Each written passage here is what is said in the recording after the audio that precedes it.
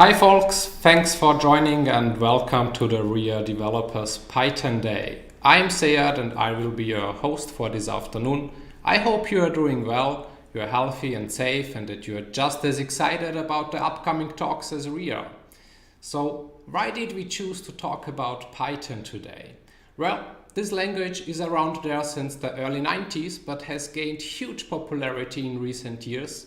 Python has become one of the most popular programming languages in the world, and there are several reasons for that. It's easy to learn, it's simple enough that even non-programmers can use it to solve problems and start their own projects. It's flexible and versatile, it can be used for a broad spectrum of areas, it fits well in new and growing industries and topics such as machine learning, data science, AI in general, but also cloud computing, automation, and so on and so on. You can very quickly address and solve small problems, even if you are not an advanced programmer. And last but not least, it has a very large community, which is always a good sign. So there is also many other reasons, of course, for its popularity, but for us it's definitely enough to celebrate Python today. So we are looking forward to some interesting talks with industry-leading experts from the Python and AI world.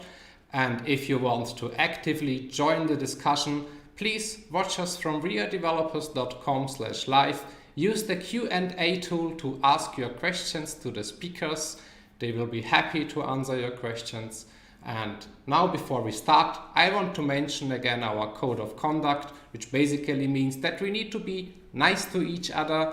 So here is a small video for that. In the meanwhile, I will get our first speakers on stage.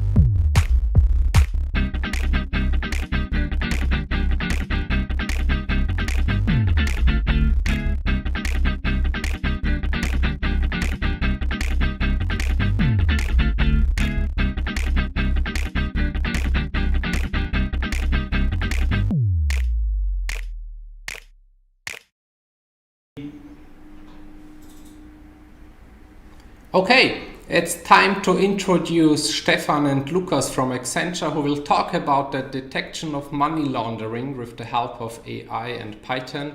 So hi Stefan, hi Lukas, how are you today? Hi, I'm good, thanks. How are you? Thanks, me too. We're really excited to share some insights and present this very interesting topic. Yeah, thank you very much. Perfect, very much looking forward to that. Where are you joining us from? Actually, based in Vienna, so from my home office in Vienna. Okay. Yes. Perfect. Same So you for have me. the same nice weather, right? Yeah, sun is just shining in. Yeah. Okay, I see. Yeah, tell me, what are we gonna learn from you or see from you today? So as you already said in the introduction, Python is really popular among data scientists. And we want to actually show you a use case, how we used Python to develop an application which can be used in business, and everything we show you was done in Python. So it's really a flexible language and you can do a lot with it. Okay, perfect. So looking very much forward to that one. Guys, the stage is yours. Have fun.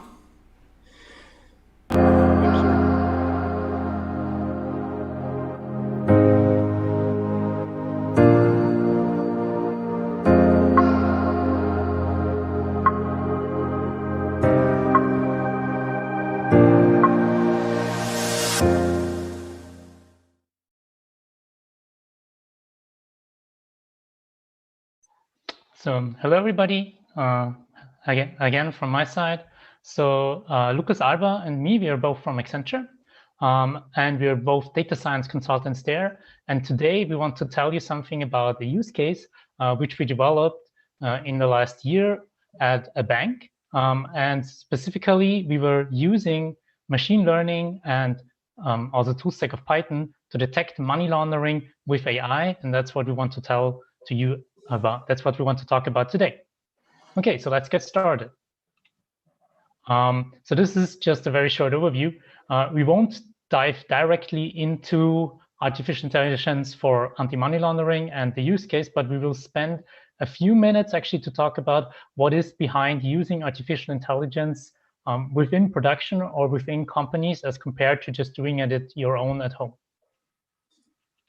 Okay, so as you most likely all know is that AI is really disrupting entire industries and is really a promise to be the key to the survival and growth. So what we see in our day-to-day business is that companies want to use artificial intelligence. They want to really try to be able to use machine learning models to grow their business. And it's also important that they know that they have to catch up there, or if they don't start now, it will be too late in the future. So what does actually now operational usage of AI mean? So what do we mean by operational usage? That's, as said before, really not just on your PC, but in day-to-day world. So you see here in the center, there is this small piece where you actually have your model code. So this is written in Python, for example, because of all the packages which are available there. But this is by far not everything which you need to really take everything into operation. So you have something like model analysis. You have to make sure that you have all the resources. You have to make sure that you have the monitoring. You have to make sure that you have data verification, data collection. And all these building blocks can be at least partially be done in Python. So that's also one of the reasons why people like Python a lot in this community. It's because not only the central piece can be done in Python, but there are packages which help you to do a lot of the stuff which is around here as well.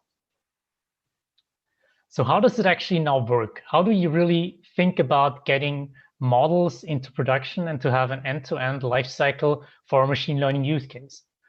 So what does end-to-end mean? Starts with this key buzzword in the beginning. First of all, you have to have an idea. You have to see, okay, what do I want to use, or what is my kind of use case that I want to have? Imagine you are just some retailer and you collect some data about your customers, like what they like to buy. And then you just say, okay, I want to give them the perfect offering for them. Then you have created your first use case and you have the idea what you want to do. But then you also have to think about, okay, how hard is it? How much effort is it? And how much gain do I get? So how much value can I extract from this use case? And then you rank all the use cases you have and you select the one where you have the biggest gain for the lowest costs. After this idea phase, you kind of try it out, because the idea alone doesn't help you a lot. You have to really try it out whether it helps. So there you do some kind of experimenting, prototyping, or you perform a proof of value. So this is something like 8 to 10 weeks. And there you really just write your small Python script to do that. And then you do the evaluation, and then you figure out, okay, that's cool. I want to take this into operation. I really want to use this over my whole business.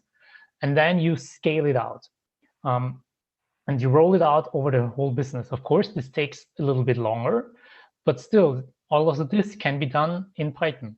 And then in the final stage, you say, okay, I'm happy with my model. I deploy it, so really use it, but it's not over yet. You have to monitor it.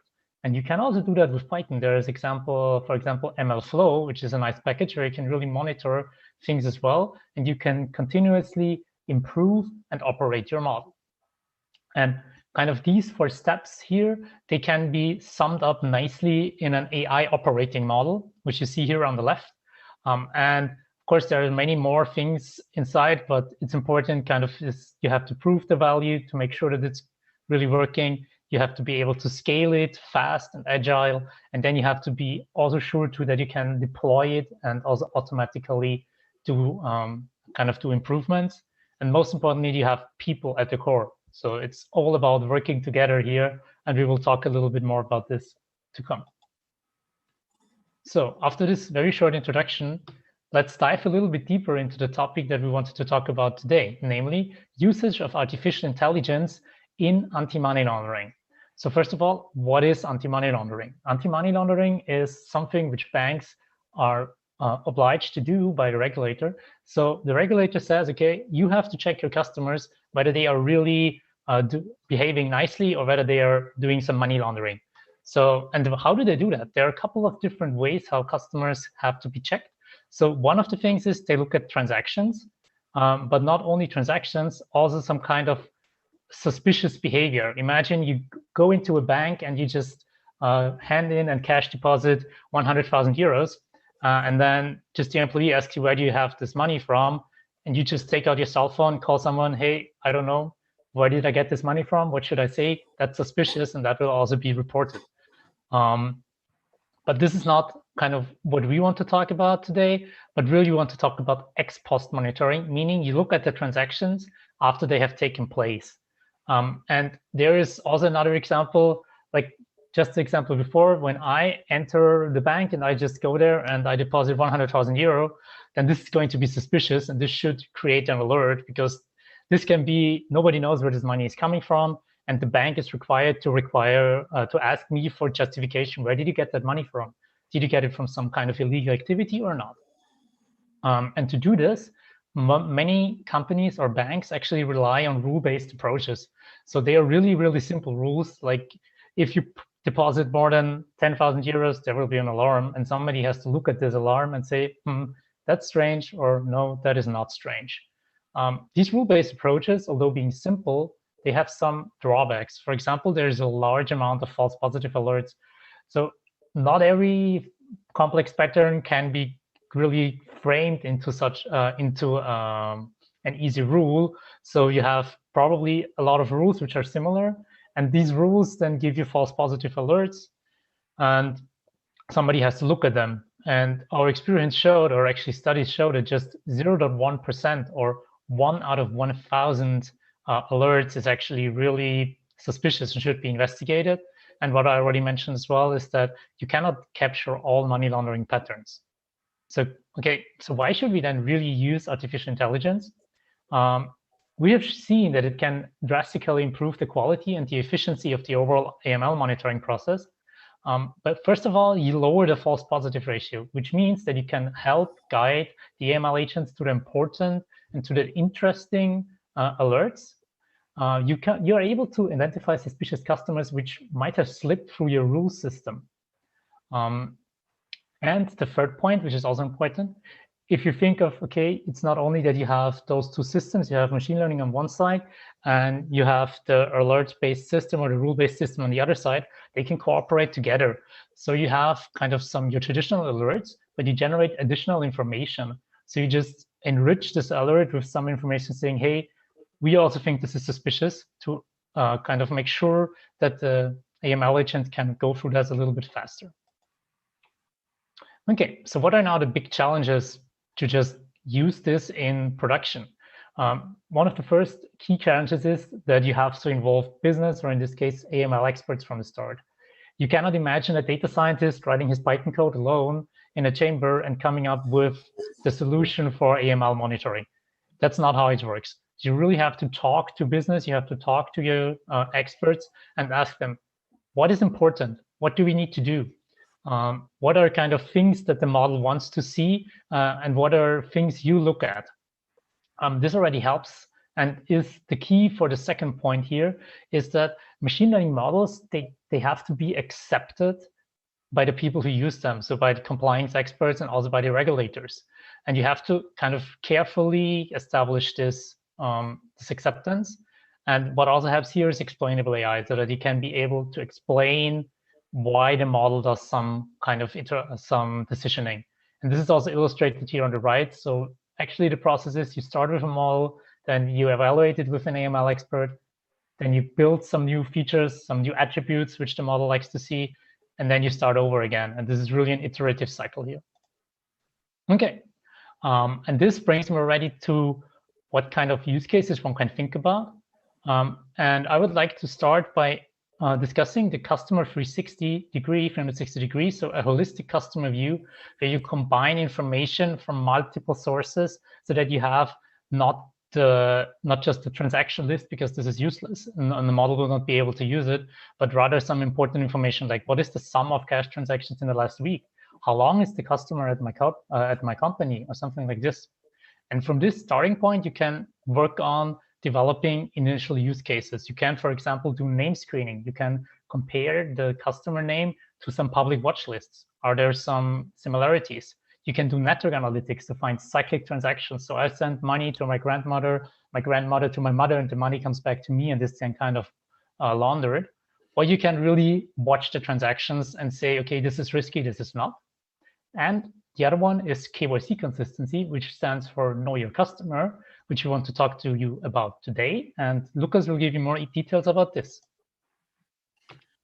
Yes, thank you very much, Stefan, for giving this nice introduction and setting the stage for the core topic today, Know Your Customer inconsistencies. So after you mentioned a few possible use cases, let's jump right into Know Your Customer inconsistencies.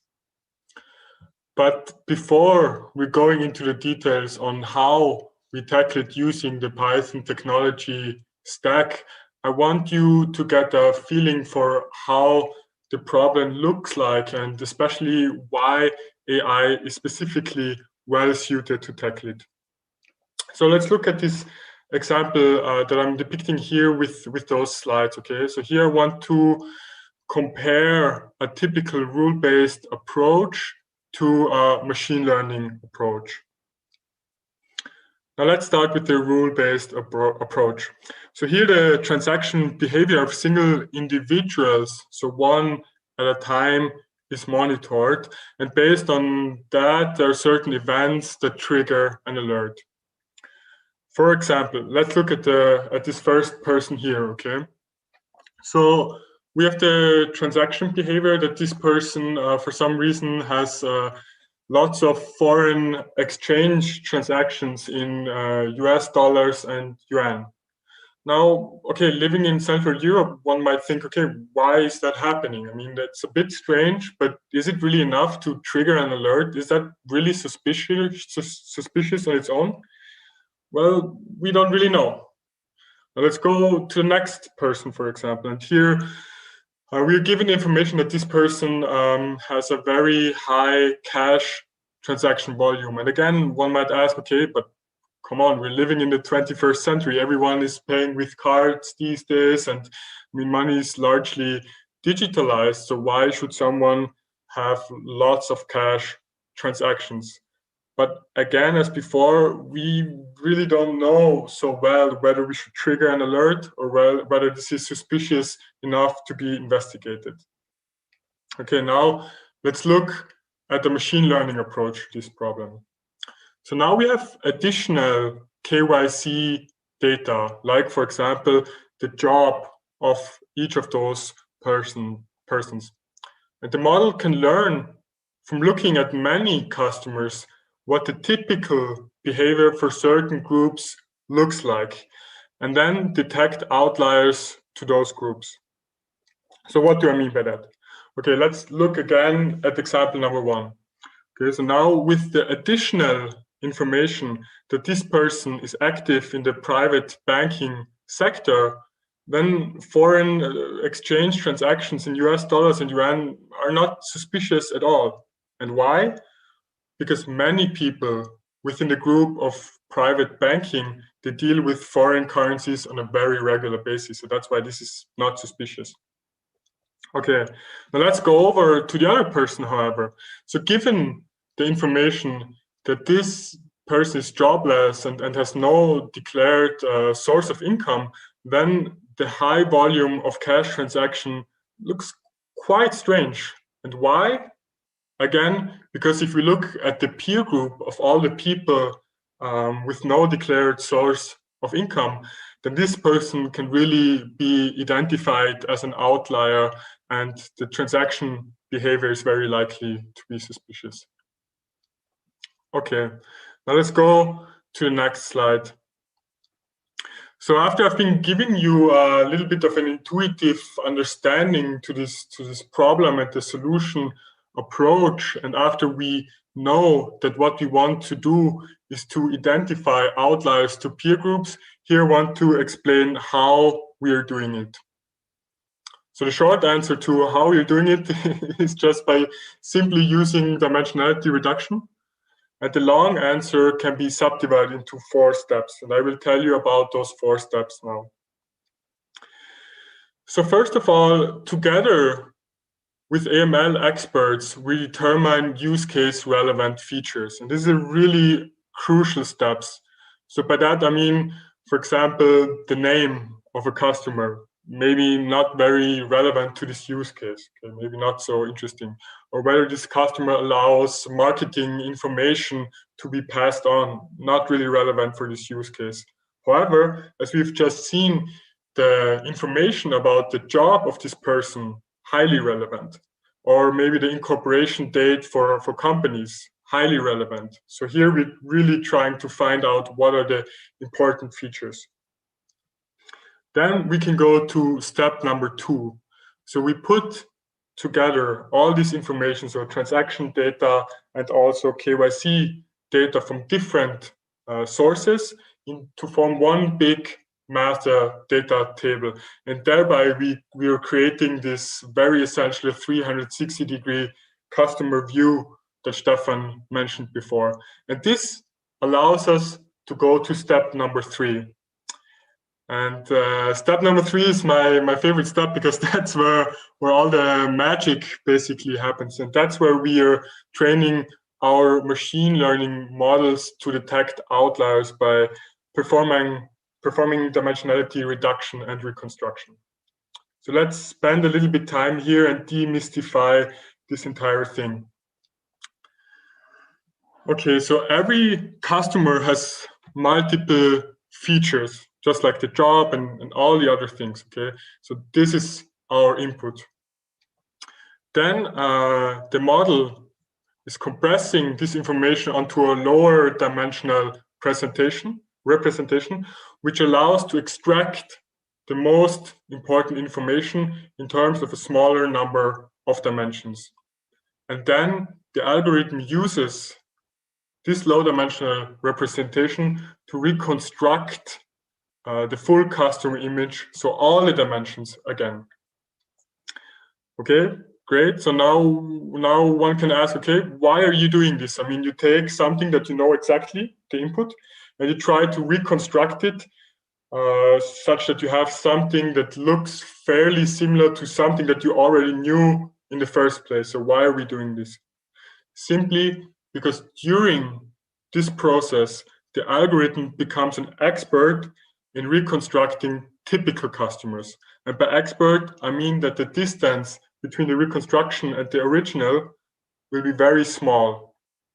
On the other hand, whenever the distance between the reconstruction and the original will be large, then we know, okay, this is an outlier, this is untypical behavior, and even more than just looking at the overall distance, we can really pinpoint exactly which dimensions and which features contributed the most to this overall distance. And this then provides us with reasons why certain customers can be alerted or are suspicious. And exactly those reasons why they are suspicious are very important in the compliance area.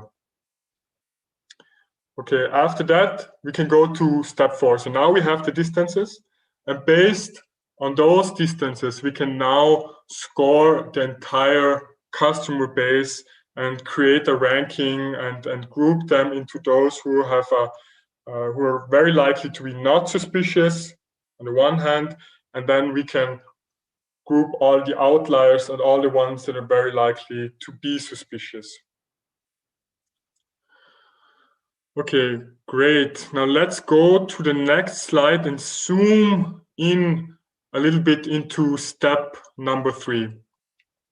But before we jump into this slightly technical slide, let us recap very quickly what we've learned so far. Okay, so what are we trying to do? We try to detect money laundering by identifying outliers. How are we doing this? By using dimensionality reduction. And now this slide, what are different ways and algorithms to perform exactly this dimensionality reduction and reconstruction? So in this project, we looked at two different ones, namely principal component analysis here on the left side, or PCA, and autoencoders on the right side. Let's start with PCA. So here the process happens in two steps. So first, the dimension reduction happens via linear transformation.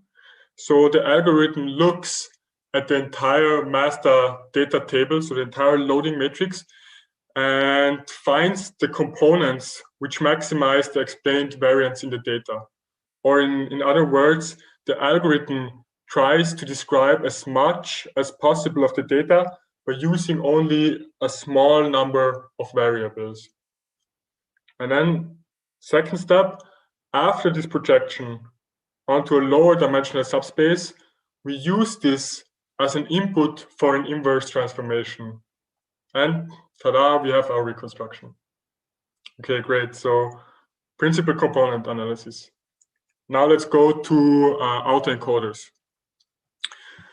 So an autoencoder is a neural network which essentially does a very similar thing as the principal component analysis, but it works just a tiny little bit different if we pay some attention to the details. Okay, so first, our autoencoder needs to be trained.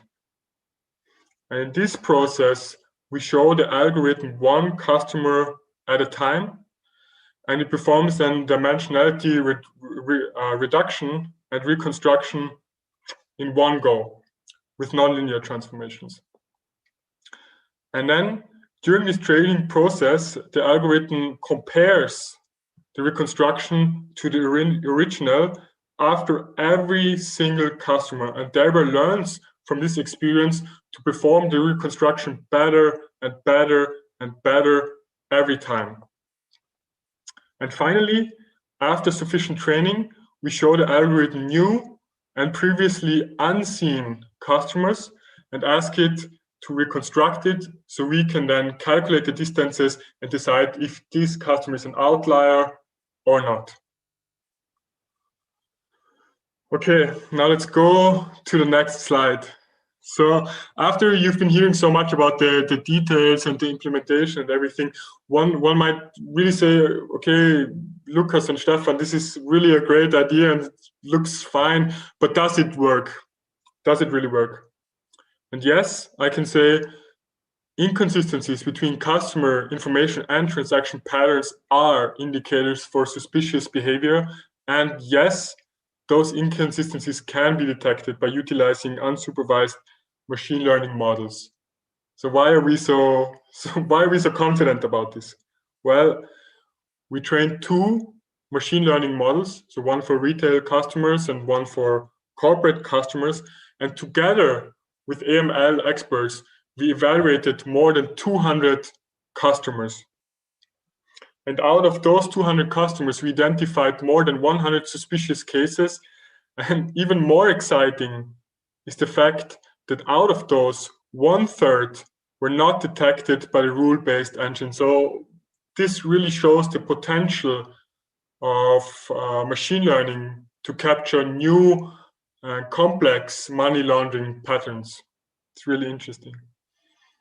And then another interesting KPI is that within the top 100 ranked customers, roughly 2/3 of the ones that we evaluated were correctly classified, suggesting that within the top ranked cases, the true positive rate is very high.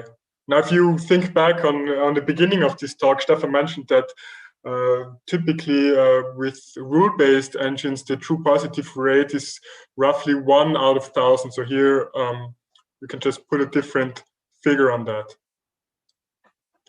Okay, now I want to pass it on to Stefan again to zoom out a little bit again and lose a few words on the more general and overall workflow, and especially where Python comes into play and where we use or heavily use the Python tool stack.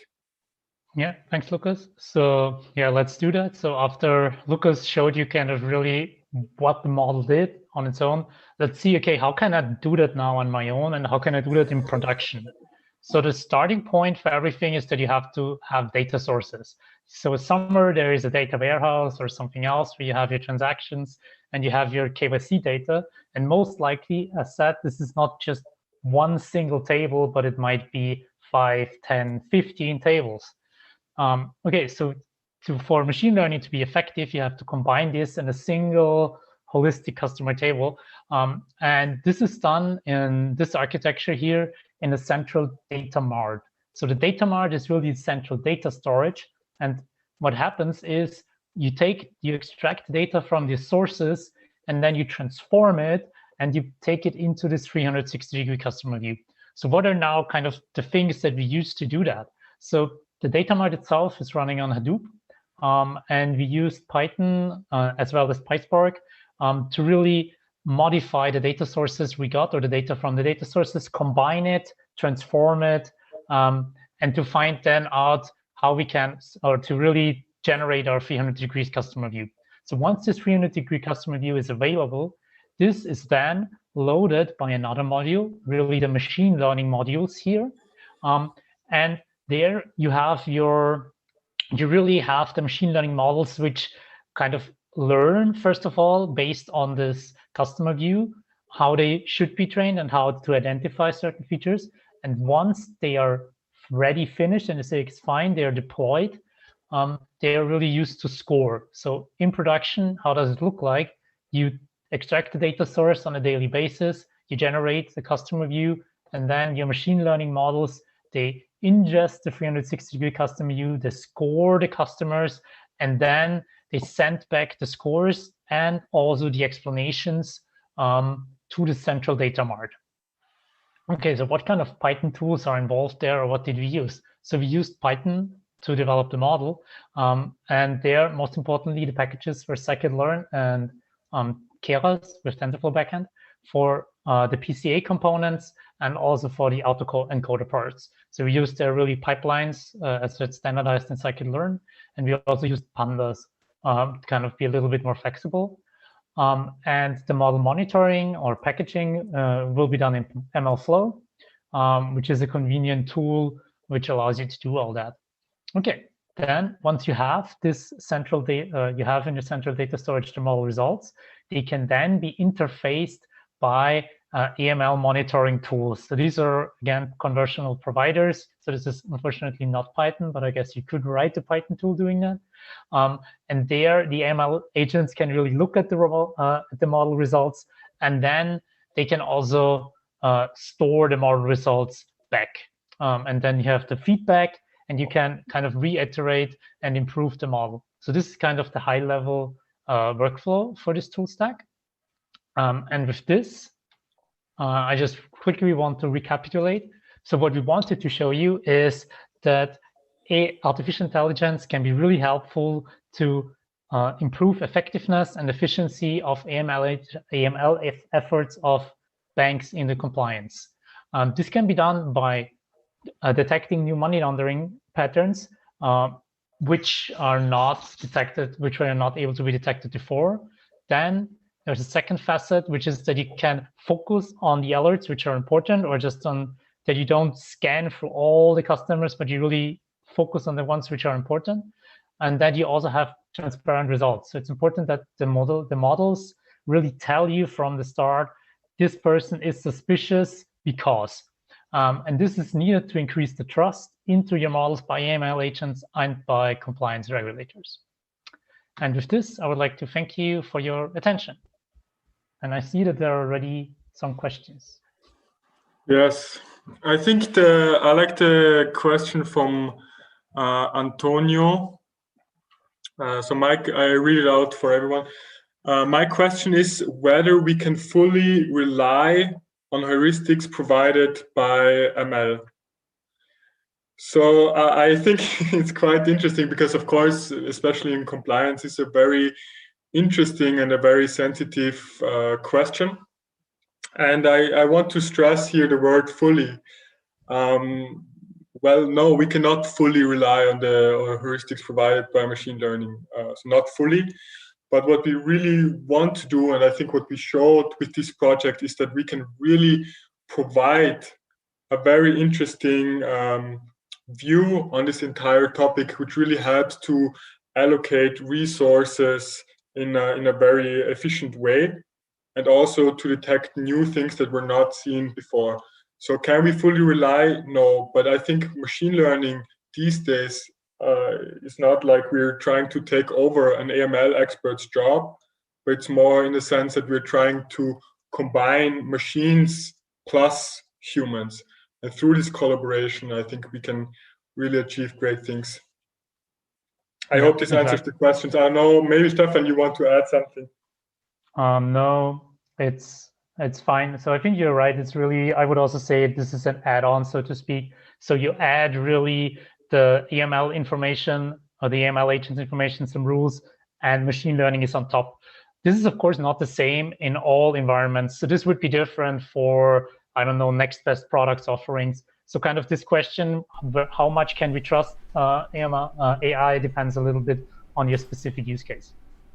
Then there were a couple of questions regarding really the technical details.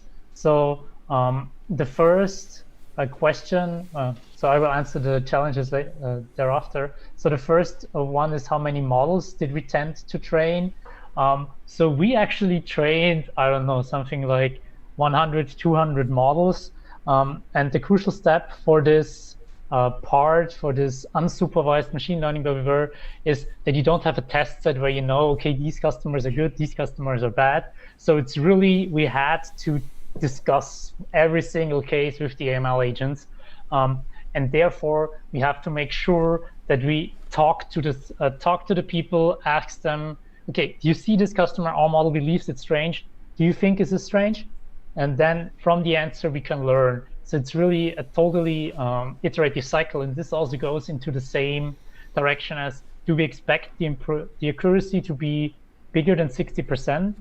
Well, I would say that if every customer at a bank if we would increase it to 100, this would mean that all customers are suspicious.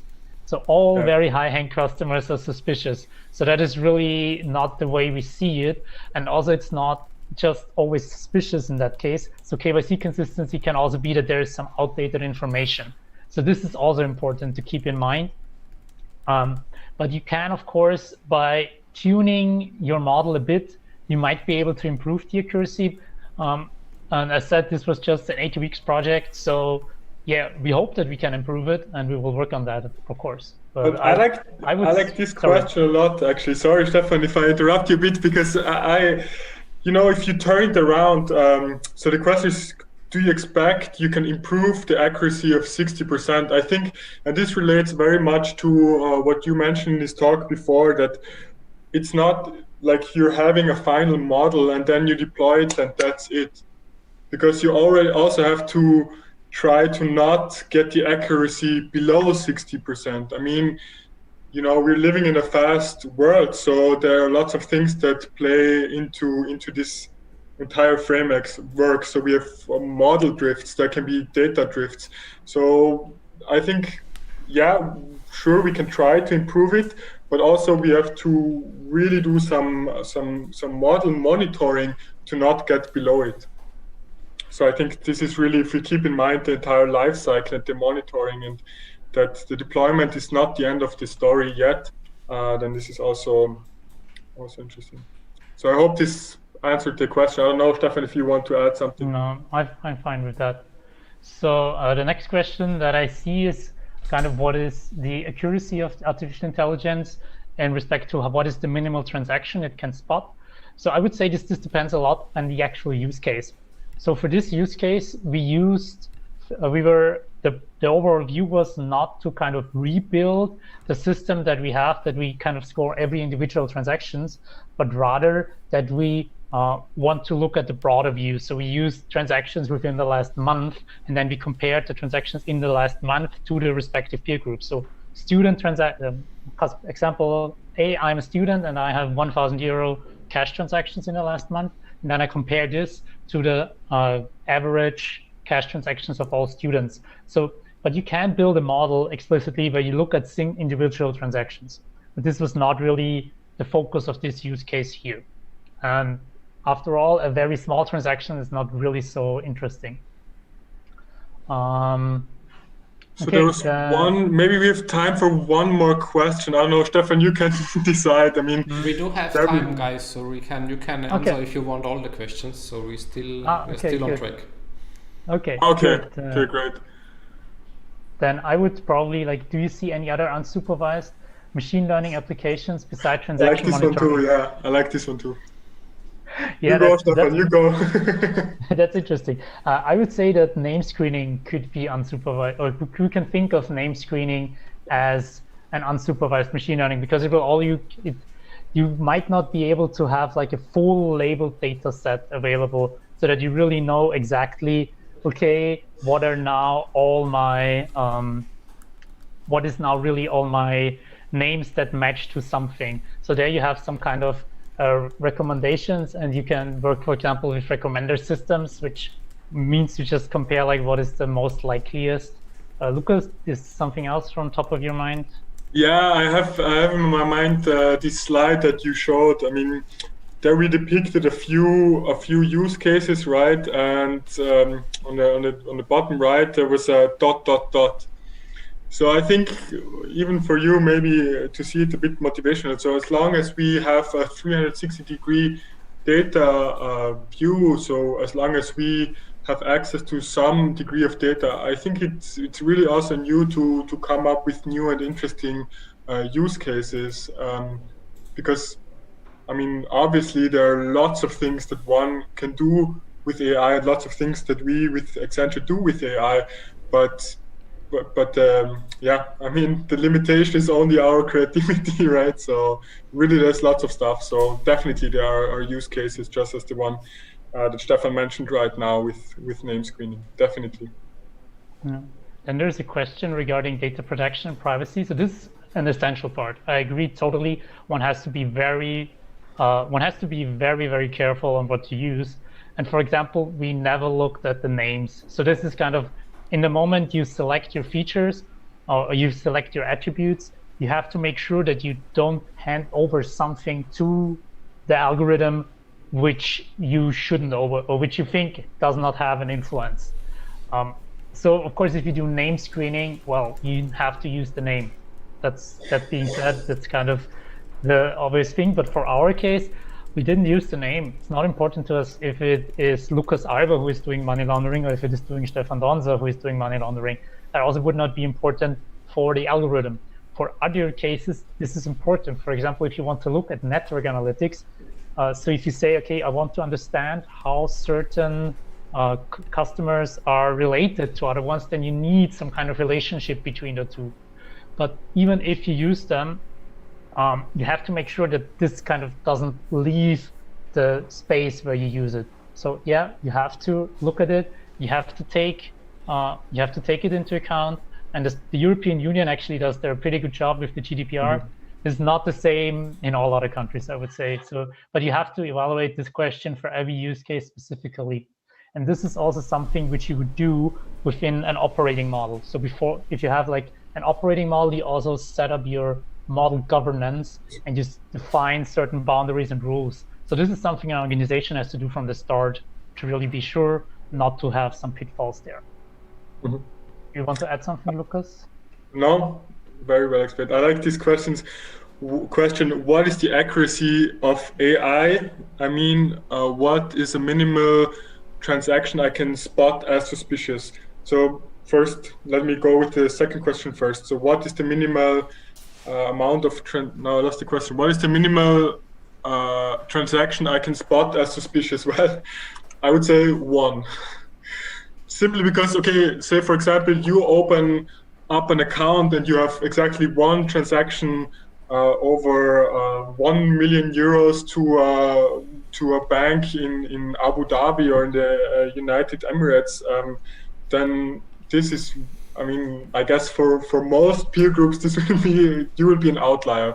So automatically, the algorithm will have issues trying to reconstruct this, and you can be detected as an outlier quite fairly easy. And this is also very important because, I mean, money laundering patterns, from what we have seen, it happens quite often that people open up an account, then they do 1 or 2 transactions with high volume, and then they close the account again. And I mean, that's why it's important that the minimum amount of transactions that you can spot suspicious behavior is exactly 1.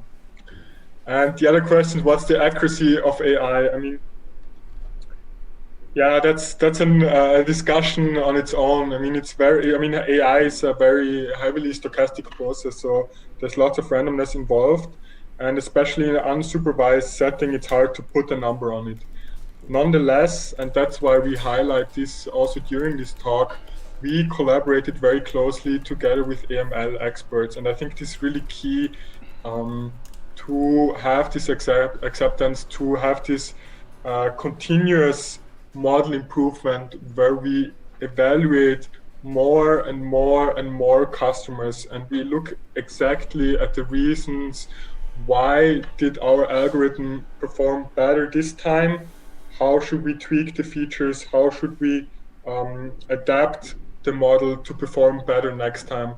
And it's really interesting if you look at how the model progresses over time, so where our true positives are in the beginning and how many true positives we have at the end, then I think it's quite impressive. So, but what I want to put in the center is really the collaboration with AML experts, because here we gain a lot of insights, and where we have this merge again of humans and also the machine in a very iterative way. Yep. But as I said, I mean, accuracy of AI, Stefan, maybe you have something you want to say? No, that's fine. That's perfectly fine. There's also a question regarding kind of names for the methods. So this was all outlier detection, which we showed to you today. And what we used, or what we looked at, is dimension reduction. So we used a principal component analysis and autoencoders, but this is by far not the only thing you can do for outlier detection. Another popular example would be isolation forest, or you do some kind of clustering. So there is a bunch of methods around. And if you look for outlier detection on the internet with Python, you will find multiple methods. They all have pros and cons. For example, clustering, it doesn't really give you a reason why clusters are close together. And this was important to us. That's why we didn't take it into account. Yeah, so that's all. What about this question? What other project could you use the same models and tools for? I mean, basically, you can come up with your own project and thing. But just to give you an idea, so in my talk, or in our talk, I use this word customer image. So maybe outlier detection can also be interesting for detecting outliers in images. So if you think about, maybe you can train an autoencoder or a PCA model to reconstruct image data, okay? So maybe you have images with bananas. You show it 10 million images of bananas, and you teach it to reconstruct it, and then all of a sudden you show the model a new image of an apple. So then this will be an outlier. And similar to that, I mean, there are lots of cases also where one can think of outlier detection in imaging and computer vision. And yeah, so that's one possible thing that just comes up in my mind right now. I don't know, Stefan, if you're super creative right now and you find a new thing, but the imaging, definitely a thing. Yeah. No, I just want to make sure that I take up two questions, which are kind of the topic is interesting, what could be done, or kind of what open source project there are. So I would suggest you just contact us on LinkedIn. I think the contact is also on the webpage. Just send us or shoot us an email, and then we can provide you with information. So there's a bunch of information available on the web, and we can send you some links that we have, which are useful for our time. And if you want to get kind of some kind of skills and some experiences, just start off. That's the easiest. Python, as said in the beginning, the cool thing, it's so easy, it's so packaged, you can start from just from yourself. And that's why we also use Python, and you have those libraries. You don't have to write your training scripts and your building scripts yourself. You don't have to actually kind of take notes. Okay, this model was good, this model was bad. You can use MLflow for that. So there's really a bunch of projects around which you can start off. And then there's another question which refers to skills and experiences. Yeah, it helps if you if you're interested into coding. That's of course the most important thing, and then getting familiar with Python. And well, then just try around. Everybody does this by learning. You might not be able to set up a Spark cluster on your own at home. It's also not necessary. And this is not what this is about. So what it's really about is that data science, in my opinion, is not so much about really the coding itself, but it's really talking to people, understanding what they want, finding the right attributes, and combining mathematical skills with some insights which you get, with some research which shows that this and this is important. So I would say that this is the important part here. Yes. So if you're new to coding, I would say no problem at all. Most important, you have to be a critical thinker, interrogate your data, and critically collaborate with domain experts. And then the coding, it will be fast, really, just because Python makes it very easy to get started. And maybe it's a very concrete tip to get started. I mean, try to Google Kaggle.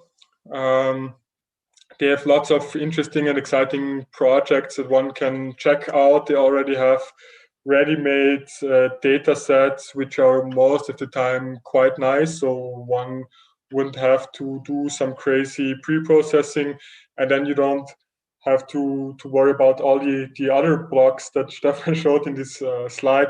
But you can focus on this central piece of model development. So Kaggle, really, it's a great opportunity. Okay, perfect. I think we have addressed all the questions, right? More or less, yeah. Yeah, and maybe just one short comment to this external data sources. So reliable 360 customer view. If I have 1 minute, it depends a lot on your use case. For us, external data sources, you typically think of this like social media. Well, that's not important for this case, but probably other things. For other use cases, you have to think about that.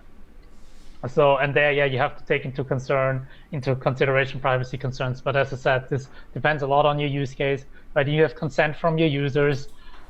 It's a hard question to answer. So generally, I would say. Yes. Okay, let's scroll through. We have 1 or 2 minutes left if there is something new coming in. Maybe I take the last one. Yeah.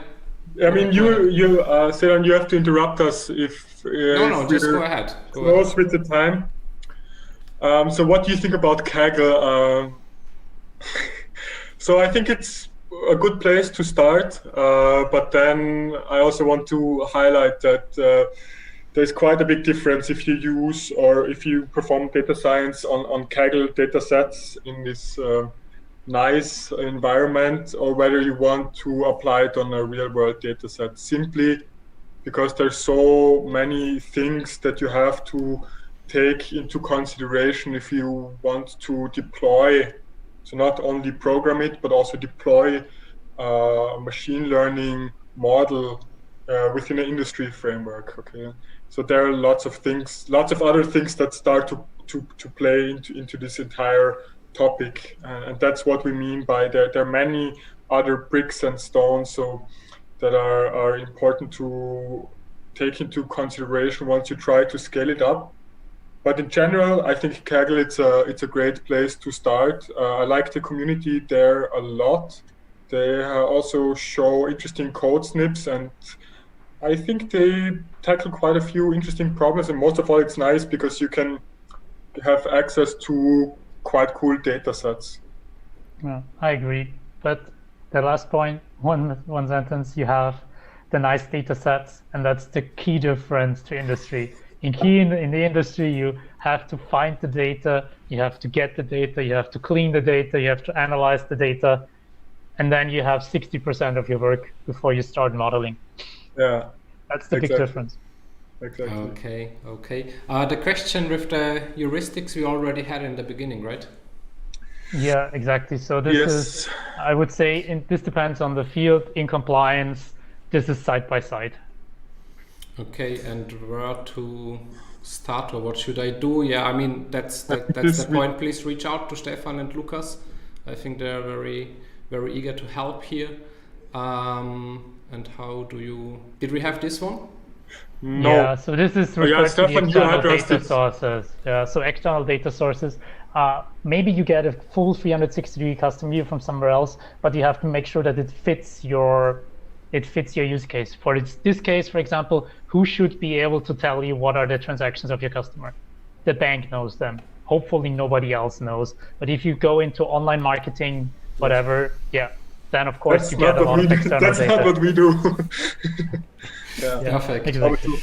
Okay, Stefan, Lukas, thank you. The presentation was really cool, but I think also the Q&A session, super interesting. I enjoyed it myself as well.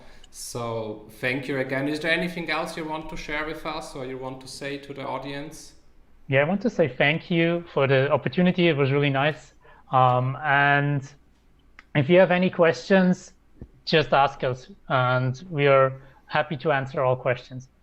Yes, okay. I also want to point out, so thanks first of all to WeAreDevelopers. I mean, really cool platform to showcase interesting things or use cases like this one. I'm also very excited for the upcoming talks and sessions. And also thank you very much to the audience. I mean, really interesting discussion and conversations. I really like the questions, and those are interesting things. So thank you very much. Okay, thank you guys. So I hope to have you again in the future for maybe also another talk. Hope you will be available and join us again. And yeah, so we are going ahead with the program. So thanks to Stefan and Lukas again. Now we will have a bit of a longer break because the second talk has been cancelled, unfortunately, but we will maybe deliver it at another day. So the next talk is actually at 3 p.m. with Radovan, and he will talk about Python data visualization. Looking very much forward to that one. Please take the time, grab a coffee, eat something for lunch or get some work done, whatever. See you in around 1 hour again, and bye-bye.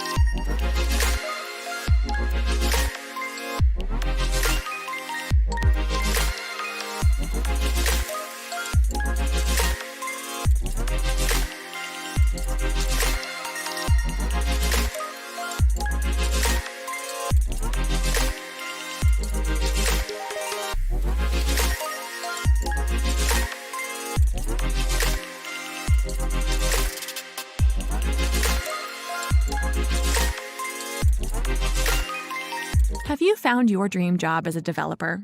Or are you stuck in an unfulfilling job? On WeAreDevelopers.com, you find over 1,000 jobs in Europe that fit the tech stack that you want to work with, and salaries go up to $130K. All you have to do is create a free profile, and you automatically get matched with jobs that fit your requirements. So what are you waiting for? Create your free profile and let companies apply to you now.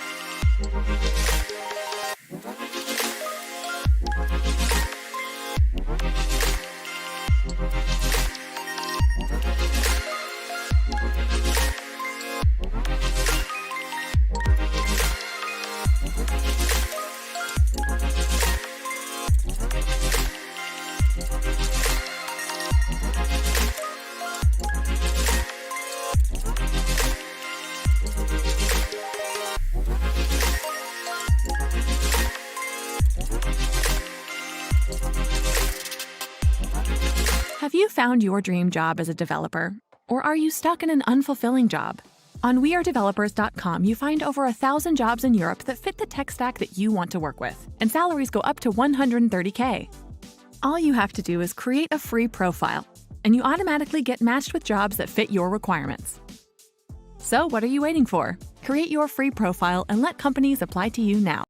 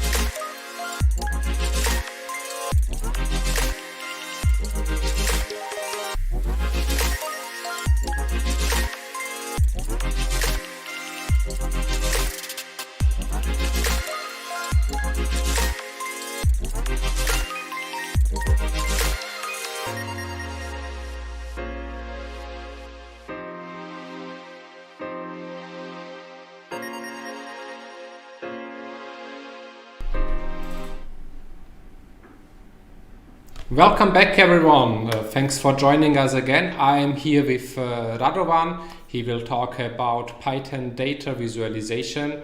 Just to mention, Radovan is live with us and he's joining with his audio but not with his video. He's also, so what you see is a static picture, and he's also not a cat. Hello, Radovan, how are you doing? Hi. Can you hear me? Yes, we can hear you. Okay, so hello to everyone, and thanks for having me. I'm looking forward to the presentation. Perfect. Radovan, what will we learn from you today? What will we see? I will be talking basically about PyViz, which is like a collection of Python visualization tools. And I will be doing also the live coding using Deepnote, which is basically Jupyter Notebooks or Jupyter Server. Okay, perfect. So I will tell you more about this kind of stuff within Python. Looking forward to that one. So Radovan, the stage is yours. Thank you.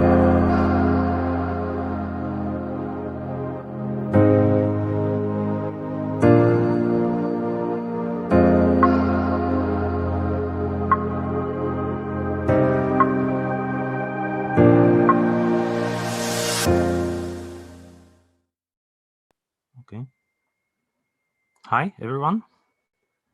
Hope you hear me. So today I will be talking to you about Python data visualization, and I will be using one of the most advanced tools, which is called Deepnote. During my talk, I will be using two hashtags also at Slido. First one is official one, WeAreDevs Live, and the second one is for interaction. Basically, during my talk, you can interact with me. I will be asking you questions also. And the hashtag is Python Day. So the talk structure, or what I will be talking you about, basically I will start with overall a history of Python, because my pre-speakers didn't mention this in detail. Also the history of data visualization itself, and at the core of my talk will be basically the tools, which tools are currently leading, where to start if you want to start with data visualization, basically, and we'll give you the overview of PyViz, which is collection of the most advanced Python visualization tools. Then I will also mention one of the most common problems and pitfalls in data visualization in general, not just Python.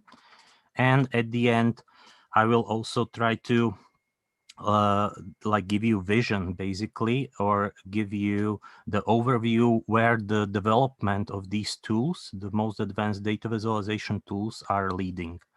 And it's leading, like spoiler alert, it's leading to machine learning. And at the end, there will be also discussion. You can ask me questions right now using the official hashtag, which is WeAreDevs Live, and also at Python Day hashtag via Slido. You don't have to do screenshots or marking down all the stuff. All the slides will be available on this link down there, TinyCC WeAreDevs Python 2021, and the live coding, or the code that I will be using, it's at bit.ly Python Day Deepnote. Also, all the slides and code will be later today available via my GitHub page. So GitHub, there the last link. So a few words about me. My profession or original domain knowledge is around economics. Basically, I'm economist, focusing on macroeconomics as for my education. And I'm also member of Slovak Economic Association. And what I do is basically consulting. I'm a principal data scientist at GapData, and also members of various societies. One of them is also Python Software Foundation, and also Slovakia, one of the founding organization was GapData. We try to connect the best brains in Central Europe as for AI, and the rest of the shortcuts there, Claire, EU AI Alliance, Taylor, and so on. It's basically European organization that try to do the same stuff as Slovakia. Then also UDSC, this is new thing. It's basically as a reaction to current COVID crisis, we created also Alliance, or the shortcut is for United Data Science Communities, and we are organizing common meetups under the brand X Europe Alliance. Go check it out. There are already many talks. Also, I teach data science at DataCamp, which is current leader at global leader in this, and also I teach at BaseCamp.ai and Learn to Code, which are local similar organization. Founder of PyData, and so on and so on. We basically connect data science community around Slovakia. In these books, I was participating there as opponent or peer reviewer.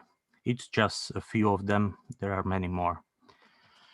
Okay, now I would like to ask you basic questions, also to get the audience or get to know you.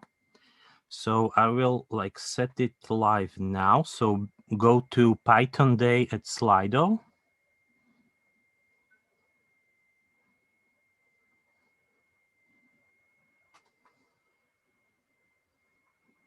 And you can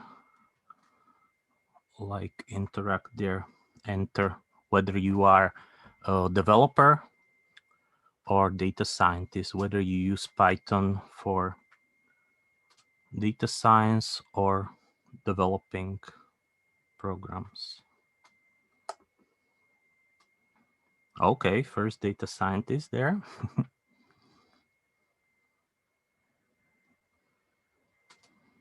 Oh.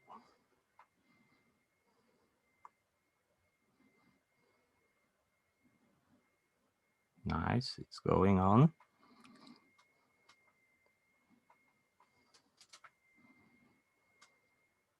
Nice draw we have here.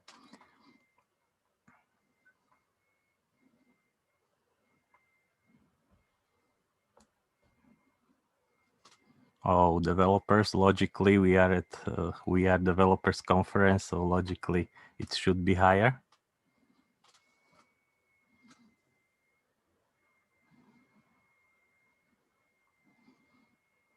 Okay. I think it's clear now who is leader as for audience here.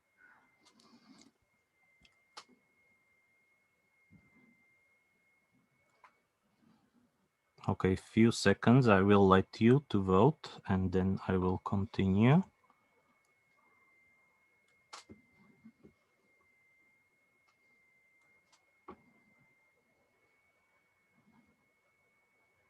Nice, but pretty significant number of data scientists. I'm really glad. For those of you who are data scientists, there will be maybe some basic stuff for you, but yeah, I hope that it will be also relevant and some inspiration also you will get. But basically try to focus my talk on developers. Okay, we can move on. 42 is nice number when to stop. Okay, let's move on. So first of all, I will have a few words about Python itself. As you already know, it basically is a 30 years old technology or programming language. And the basic idea behind it is really important also regarding the data visualization, which I will be talking like the core of my talk. But the basic idea is simply when Guido was designing it, he's from Netherlands and so on and so on. But when he was designing it for educational purposes. So basically, his philosophy is that everybody should know how to program, and everybody should learn. It's basically like part of the modern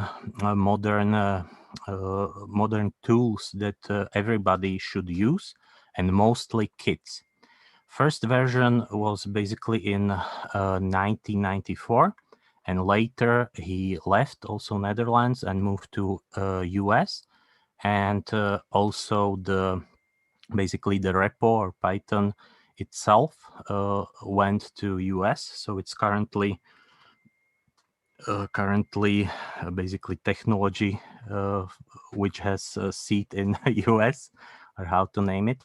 The name itself is from Monty Python Flying Circus, as you probably know, but like the most common misunderstand is that it's connected with snakes and so on and so on, but it's basically connected to this perfect series of really great series of jokes, or how to name it. So it all started as ABC language, and later he returned to this idea, which he like set at ABC language, and he decided to use it as a universal platform that is really easy to use. That's why also currently Python is so popular. It's but really hard to master. So really to know all the stuff regarding Python is not so easy to learn, and it's like it will take you years to learn all the stuff regarding Python. As for data visualization or data analysis, for example, this is the area how I use Python. It's really not designed. It was simply not designed for this, and Python itself is really slow. But what I will be showing you is the speed up version of Python, and it's mostly due to the C on the backend. But I will like return back to this later. There is also interactive version of Python and implemented in Jupyter notebooks, which I will be using also during my talk. And the name Jupyter itself is like derived from free words and free programming languages, which are mostly used in data science, and it is Julia as the future of data science, Python as current state of data science or current leader data science, and R, which is basically the programming language of data science, also in past, also currently the main one where all the improvements are done. As for the Python's visualization landscape, this visualization, this basically map of all the libraries that are currently available, is by Jake van der Plas. It's from his PyCon talk a few years back.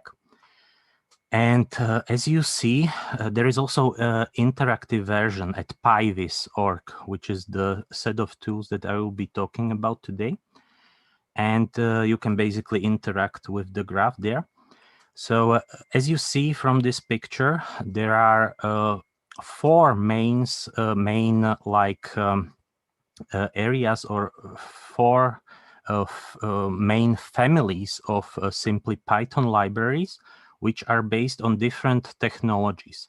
The most useful one, or the most also used in data science, is the Matplotlib family of libraries. And the Pandas, Seaborn, all the stuff is basically Matplotlib based. and used also for data visualization and also in data science extensively.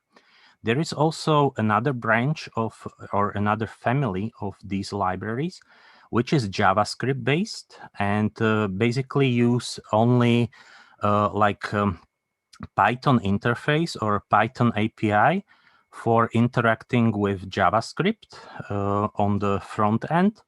And these kind of tools are, for example, Plotly, currently Bokeh. You have basically interactivity there, and it's completely different usage of data visualization, mostly for web applications. You have also some tools that are on the basically the line between. And for example, Data Shader is one of the most advanced data visualization libraries and also part of the PyViz collection. And it is used mostly for visualizing big data. So if you have problem that you need to, for example, billions of points to visualize, this is the way to go. You have also another family based on OpenGL. This is basically also 3D graphics and so on and so on. And you have also 3D.js. Those of you who are interested in data visualization probably already know D3. It was developed mostly for data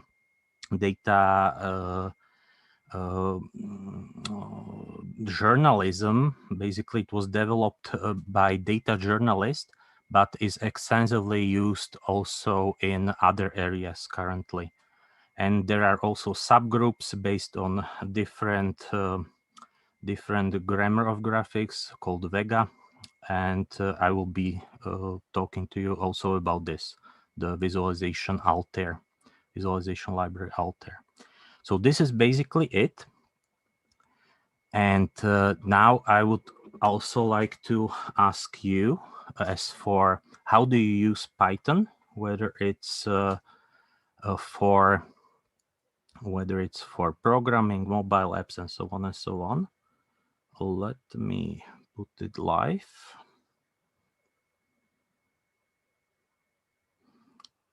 And it should be live now. So you can basically vote. I would also like to know on what purpose you are using Python. So go back to Slido.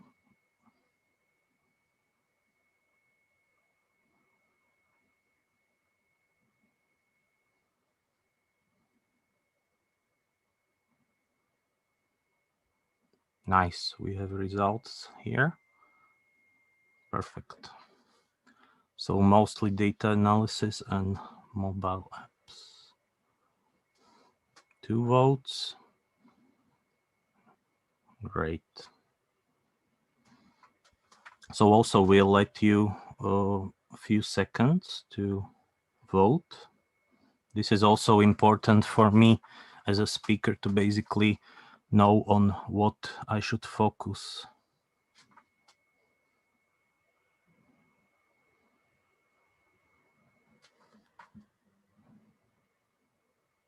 Programming. Okay, so if it's programming general, also the live coding will be interesting for you. Okay. Data science, programming general, nice. Really surprised that ML AI is not one of the top. Okay. So I will stop it now. So basically programming and software development. So another part will be really interesting for you. Okay, so now basically this I can skip. It is basically what we do as data scientists, trying to basically the signals from data, try to transform to hopefully change at the end. But this is not so relevant. This is more relevant for you.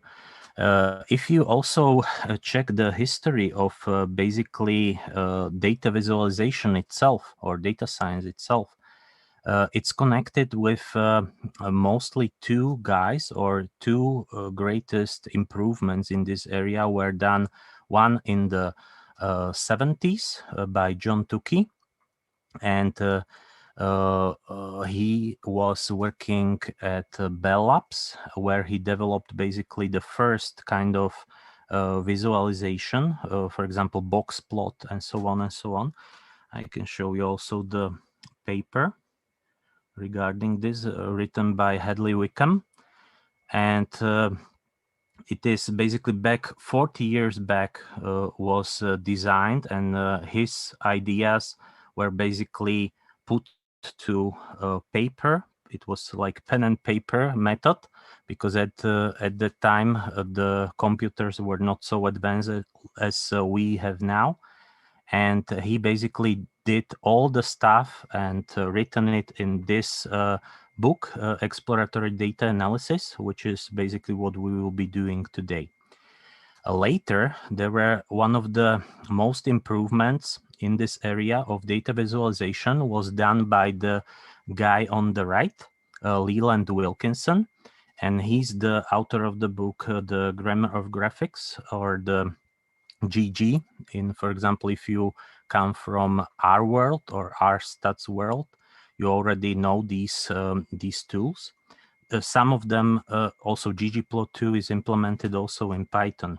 So it's basically transformation of this philosophy behind data visualization, which also stands on John Tukey's work, and its modern approach to data visualization, basically.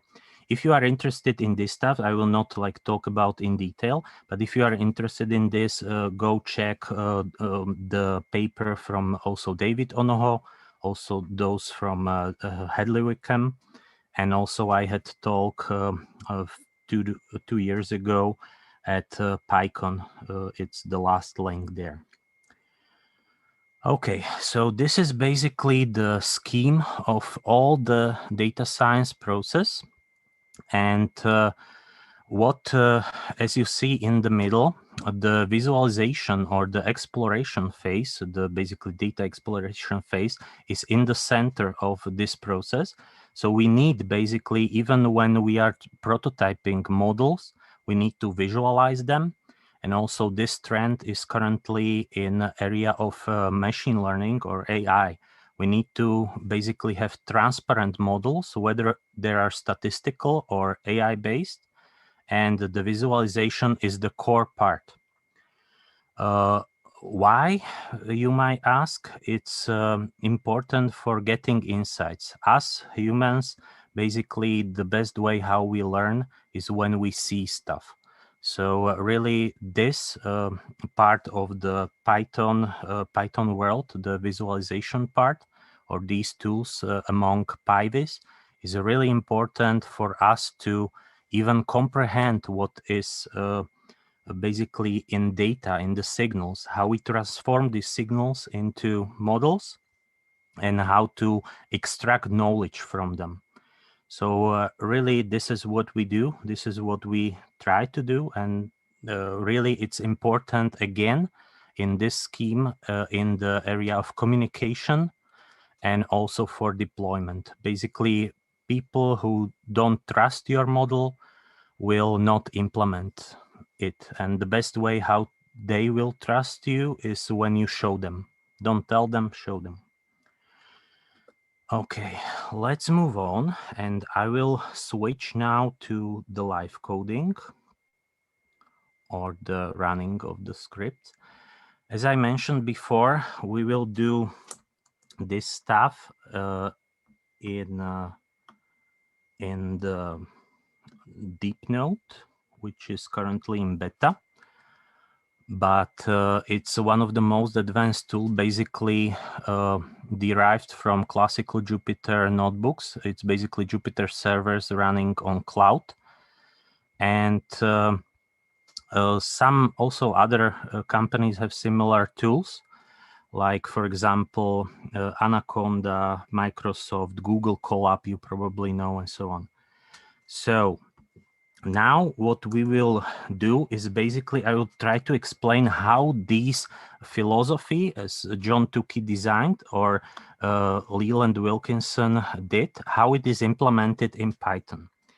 You basically everything in Python is basically object. So this visualization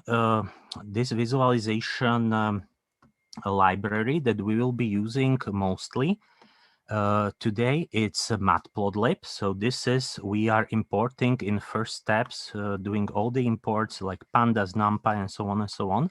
These kind of libraries are those that are basically C at the backend that is doing all the hard work. That's why these libraries are so fast with data.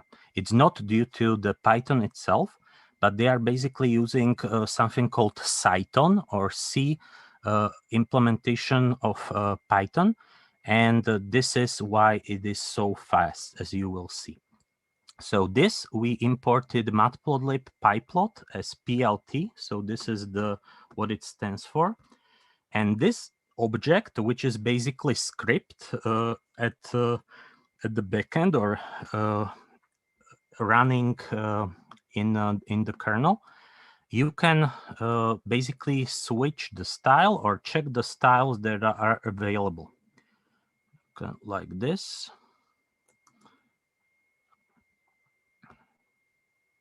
And this is the address where this library is located. Basically all the packages, including matplotlib. If I select it in Python by doing this, available, it will basically give you lists of all the available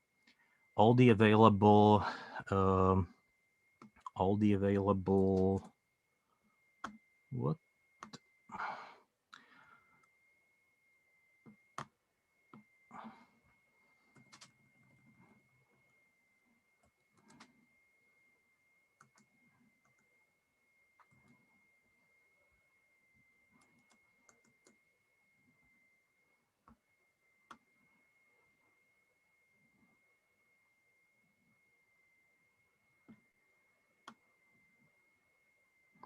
all the available basically settings that you can use. It's classical settings, classical background, and so on. You can even use the ggplot one that I mentioned. It's the grammar of graphics is default, and so on. This is what, for example, when you are doing all the data visualization, you basically doing the plot. This is basically how the computer draw the data on the area that you will set. If you like check from the matplotlib the axis, it will basically give you the drawing area where all your data will be. At the next step, you basically can also check how the figure itself looks, or what is the basically dimension of this figure. And as you see, it's in pixels, it's 432 pixels, and this can be edited. So this is just default stuff, and you can edit. So let's try also something basic, visualizing something basic like sinus. You can also here in the line here, you can even see the matplotlib created this plot and stored it in this memory. So basically this object in memory is visualized here. You can in Python also like postpone this this info when you will add this ending. So let's also try something combination of two functions, sinus, cosinus, and if you add, you can even like set the limits. Here if I uncomment this, you can set limits for drawing and it basically modifies the drawing area or the part that will be shown to you as for limits on x-axis and y-axis. Okay. So here, this we can even skip. So the main point of this usage or this show is or this part is that how it draws. It basically takes all the points in this part. I will set or tell Python go from 0 to 10 and take these 1,000 points and simply plot them using this function. So x is the part from the 0 to 10, and the function is the value that it will to each point will show you. This is the plotting area.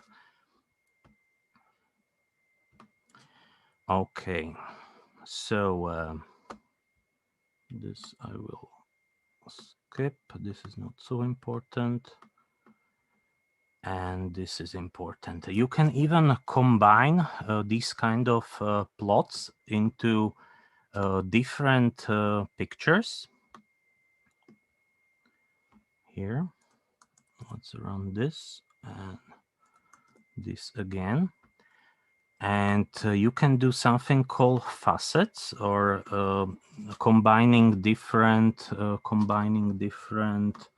visualization into one. Okay.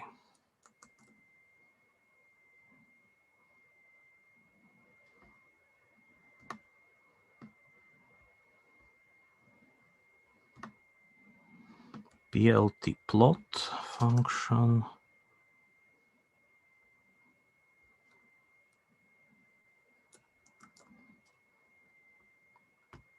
Here we will disable warnings. And here we will import data using pandas now. And check the columns, which are basically the dimensions of our data. We will describe the basic statistics, select from this data frame, and do the scatter plot. Yeah.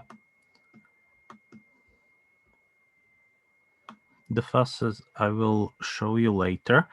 But what is important here is, for example, as you see, there are too many dots or too many points visualized on top of it. This is how Python works. Basically, it iterates. If it has too many data points, it will try to color them on top of each other. So this is not so useful visualization. But if you use this kind of stuff, and it's also one of the implementation of grammar of graphics, if you add alpha here, or alpha transparency here, for example, we set it to 0.1, you can see clearly that which areas are the biggest number of the points are in these areas. Or if 0.5. So here, basically, it's like heat map there. Okay. I will return back to this later. Now I will continue in the presentation. So these tools that we already used are implemented with C. And it is mostly done by work of these guys. Travis Oliphant is one of the most important here. He's author of NumPy and also SciPy co-author. And basically his vision was to create something open source that has similar features like MATLAB.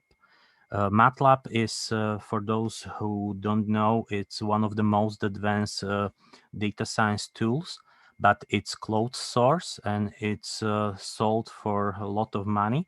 So the vision of Travis was basically to create something available for everyone, and for scientific computation. It is based on 3 other libraries, Numeric, NumPy, and so on. And later on this work, John Hunter continued and created Matplotlib, which is the visualization library that we already used. And later implementing both these tools, the NumPy for basically using data or allocating data in memory, and Matplotlib for visualization was implemented in Pandas, which is currently the main tool also for data analysis, also in data science. Some even use it for data visualization itself. These tools were developed by financing from NumFocus, which is organization that also we are cooperating it, and the PyData brand is simply their brand. Most of the, for example, in this area of data visualization and data science, we are not using the basic Python installation. We are using Anaconda installation, and all the tools, all these advanced also data visualization tool, also data analysis tool are simply there in one installation, in one collection of packages. Okay, so PyViz itself. This is collection of tools that are currently on top of all the data visualization in Python. As I mentioned, the data shader is part of it. Bokeh is for interactive visualization. The same is Plotly. And Alter is basically JavaScript based. And also the main difference between these tools like Matplotlib, Seaborn, and so on, and Alter with Vega grammar is basically also the data format, which is a JSON format. Those of you who are programming in JavaScript already know this format. And also Bokeh is one of the most advanced tools. For example, data shader was financed by DARPA, one of the leading supporters of these tools. So it was basically also for military goals developed. And it allows you, it is open source, and it allows you to visualize really billions and billions of points, and it can do even live data to use. Okay, okay, now I would ask you also to give me some info about you as for which programming language you use the most. So it should be live now. So back to Slido. Okay, I'm running out of time.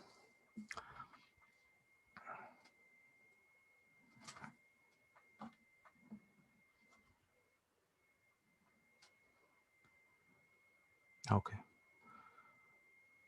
Okay, we will skip this because I'm running out of time. Okay, so common, the basic IDEs or those tools that are used for data visualization and data analysis itself. Most used tool is Jupyter Notebook. Basically, it's IPython kernel on backend there, and also PyCharm is really popular. These tools are all on top as for the data science world. And here you can see, or this is the third part of my presentation, which is the most common mistakes. This one we already showed in the live demo or the the running of the script. And basically it's overplotting. So if you have too much data points on one picture, we clearly cannot see or can interpret the data in different ways. So the best way how to deal with this problem is select which points should be basically created on the canvas first, and which should be like created on the canvas later. You can basically override it with alpha transparency. This is basically working like a heat map. So if you have too many points on top of each other, this alpha transparency basically works like for you to identify the areas where there are most points or most frequent areas for you to analyze or to focus on. So basically the signal from data is the most intense there. Another way how to deal with this problem of overplotting is also jittering. This kind of stuff can be also used in Python.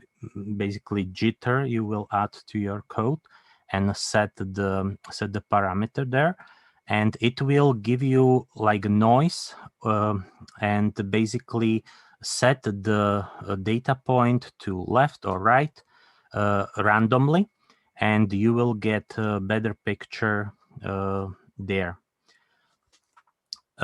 You can also change shape of the data points. For example, reduce size, and you will also get a better picture and can deal with this problem. You can also remove fill color or reduce amount the scale. Another way how to deal with this problem is basically do it like 3D visualization, and basically layers on top of it, and select the data points that are in one area or are one type or one category on top of each other. Typical for the 3D viz is to use it like this. Also, you can use the same solutions as before, basically setting alpha, rotation, jittering, and so on. Okay, this will skip to save time. Common data viz problems, another one is saturation or intensity of the color. You can use alpha, as I mentioned, but you have basically only 10 points that can overlap. If they overlap like 10 points on top of each other, you basically have like full color, and the intensity is complete there. So the same problem, overplotting, becomes problem again. So solution is the smaller points, basically the smaller size of the points, or any other, for example, if you use line graphs, it's the same. Okay, another problem or another solution how to solve this problem is the alpha value with the same alpha value, but you have more points. It's hard to know which one do you represent, or which group of data do you misrepresent. Another, or again, the solution might be smaller points, but you can also do the trick with the size. So basically, also shape and size matters in data visualization. This is not okay. The data sheets. So this is, for example, implemented in Data Shader, and one of the most advanced tools for simply visualizing a lot of data. And it simply scales or check the original data, and based on this, try to create a new visualization that scales well, and it recreates you the visualization on your current scale. So you can basically zoom in, zoom out, you have interactivity with data, and the visualization that will be shown to you is the most accurate as can be. So you basically do scaling with data. Okay, another problem is binning. How many bins you will use in your visualization, how it should be represented. And it's really tricky how to set, for example, the bins for this. Solution, one of the solution might be heat maps, which is one kind of visualization also implemented in the libraries that I mentioned. And also the data shading or zooming in, zooming out is the solution, also this problem. Okay, this we can basically why these tools were developed or how can we use them efficiently. These one of the biggest advances in basically science itself was done here by Dr. Catherine Baumol. It is two years ago, and we visualized by these tools NumPy, SciPy, Pandas, and so on, and Jupyter Notebooks, Matplotlib. We, for the first time as a humanity, we visualize the black hole. So this is why we are doing it, and this is really like pushing science forward. Okay, so the last part that I will talk you about is also where this development is all going, or what is the vision basically of data visualization, and what are the most developed parts. These kind of areas, data visualization, is used, for example, in business under the name of BI or business intelligence. The most advanced tools are used basically for competitive advantage on the market currently. But the main trend also in Python itself is using Python for quick analysis or quick model creation. And basically the area of AI or machine learning is really booming in Python world. These two, on the first look, it might see or it might look as completely different areas. Like these are done by the machine learning experts, and this is done by BI experts. But it's really colliding. If you like check it carefully, what is going on currently, these two very different areas of development are currently colliding and are creating new products, new vision how to use it. So the main advantages currently were done by already mentioned Leland Wilkinson. He was former data scientist or computer scientist in Tableau. Tableau is currently one of the most advanced tools in the BI world, but it's becoming like complete data science platform and implementing also machine learning into it. And he left Tableau and joined H2O.ai, which is currently a leader in open source machine learning and basically applied AI in business. He created a tool which is called AutoViz, and it works basically on creating visualization using machine learning. You basically connect data, and it will recreate you the most common visualizations for you, and you can select from it. So basically do the work for you as data visualizer or data analyst or data scientist. So definitely, if you want to keep up with trends in this area, check this out.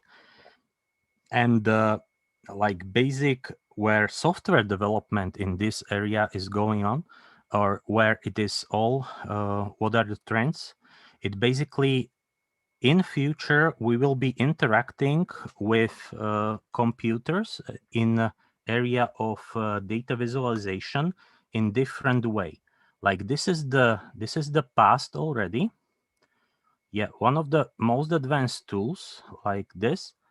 But in future, we will just connect data and simply tell computer what we want to do and with this data, on what purpose it should be used, and it will give us answers. So it's NLP, like natural language processing, then interpreting this as commands to the bot, basically. And these artificial intelligence will give you the pre-set data visualization, which you can pick and maybe recreate or do some modification and basically use it for the same purpose as before. So this is where it is all going. Okay, this we will skip to save time. This too. This is about us. This is not so important. And this is basically the end of my talk. What I would like to mention to you is basically all these tools. Python is currently most popular language out computer science in all areas of work with data and modeling and so on and so on. But we need to build on top of it. We need to recreate these tools for our purposes. For example, currently the main problem is the COVID outbreak, which we are all dealing with. And it's great potential for us as developers, as we are developers, to recreate this vision of the guys who came before and simply apply these most advanced tools for doing great things, doing something for basically improving social good and doing it differently. So yeah, thanks for your attention, and if you can Thank you, Radovan. Also rate my talk, I will be grateful too. Also, you can ask any questions via Python Day, and also the official hashtag, which is WeAreDevelopers live, and I have 8 minutes to answer your questions. So yeah.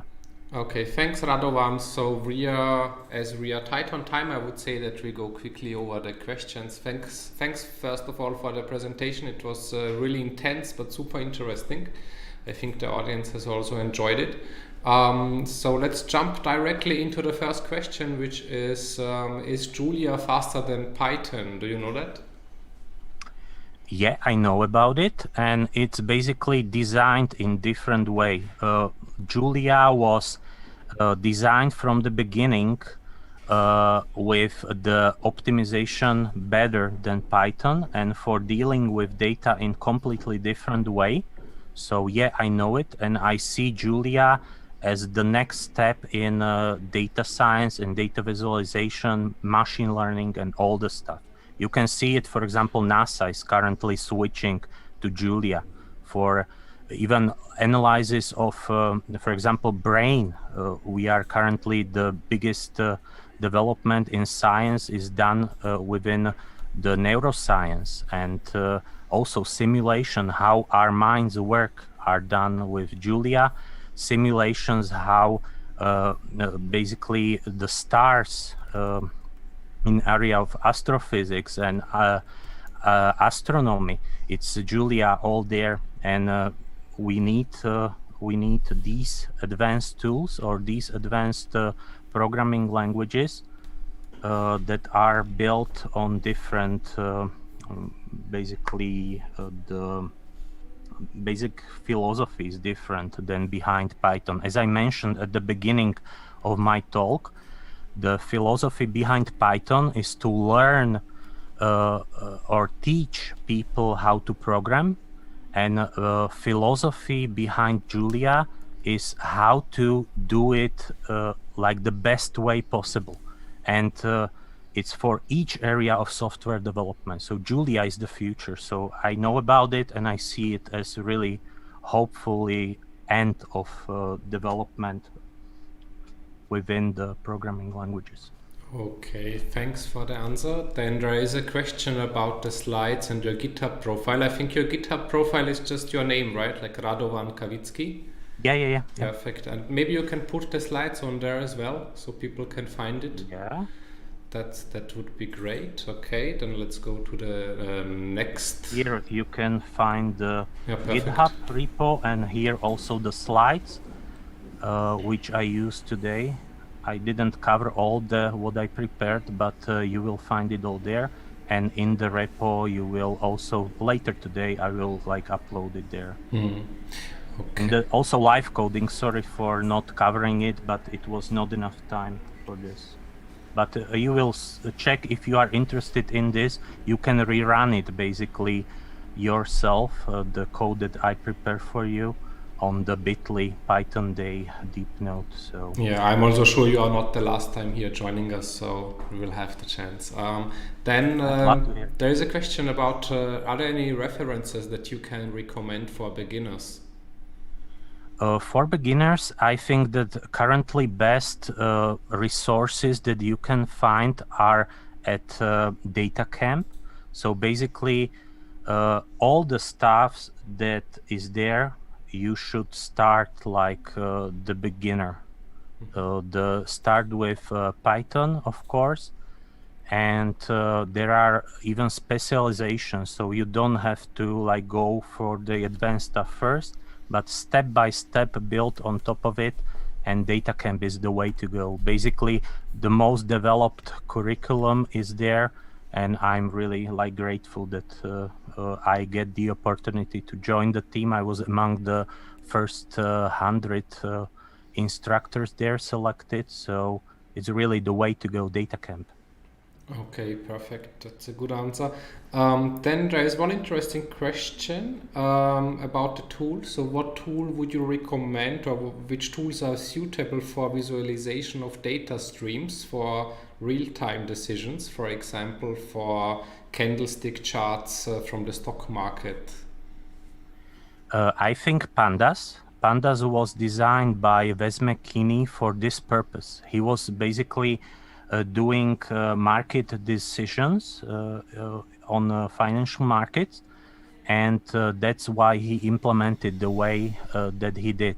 So for these purposes, for really quick decisions, C on the backend, and interface very easy, the Pythonic way, and with advanced matplotlib on top of it. So really, this is currently the best.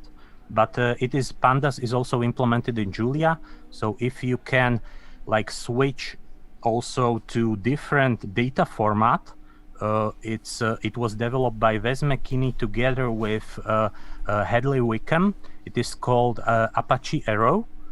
And if you combine it with these tools, like this data format with these advanced tools, and this is the way to go. Also, Apache Arrow is language agnostic, so you have APIs to other languages as well. So this I would recommend. Mm-hmm. Okay.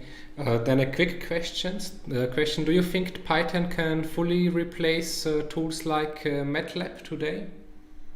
Yeah, I think I also switched from MATLAB. I originally a MATLAB user, also SAS, and mostly eViews because I'm econometric views, one of the old software that I use. But currently I switch completely, 6 years ago, I switched completely to open source, and Python is currently my most used language. But looking forward to advancements in Julia. So probably will switch next to Julia. Mm-hmm. But Python is the way now.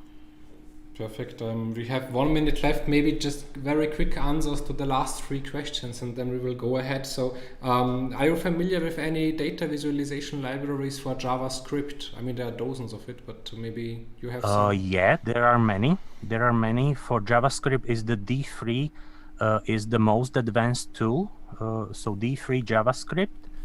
Check it out, and it is also useful if you want to create completely your own visualization. This is something that other languages will not allow you, but D3 is so advanced currently that you can even create your own kind of visualization, so you can basically do improvements of these tools. This is what I was talking about. So simply we need to build the future in new way, recreate the tools that we have, and simply create new stuff. So D3.js is the way for JavaScript. Okay, hope that helps. Then how would you compare these plotting libraries that you showed to GNUplot? To what? GNUplot. Okay. I really cannot compare. Okay. Then, and very last question, AI and deep learning are extended to different kind of domains as engineering, chemistry, and so on and so on. You told us that you focus on business intelligence. Could you give us a short example? I focus not so much on business intelligence, but I think that the vision, or what I mentioned, is that these two, BI world and AI world, collide. And currently in business intelligence is leader the Tableau stuff. It can even implement Python scripts into it. Also our data format or our programming languages scripts there you can use basically for analyzing data or filtering data and so on and so on. So for BI is Tableau, and the main competitor there is Power BI by Microsoft. But these tools are basically the old stuff. The current leader, I think, is H2O AI in simply combining the AI world and BI world effectively. So definitely check out also the Autovis. The vision of Leland Wilkinson, which is one of the greatest minds currently in data science, in computer science. Really check him out and what he's done so far. He's Okay, Radovan, thank you very much. As I said, it was very interesting. We also had a lot of questions, so also a good sign. Thank you again. So we have to go ahead with the program. And hope to see you soon again, also maybe physically. Have a nice day. So. And bye. Bye. So, dear developers, I hope you enjoyed it as well. We are going ahead with our next session with Daniel Hepper. Give me a couple of seconds to get him on stage. Be right back.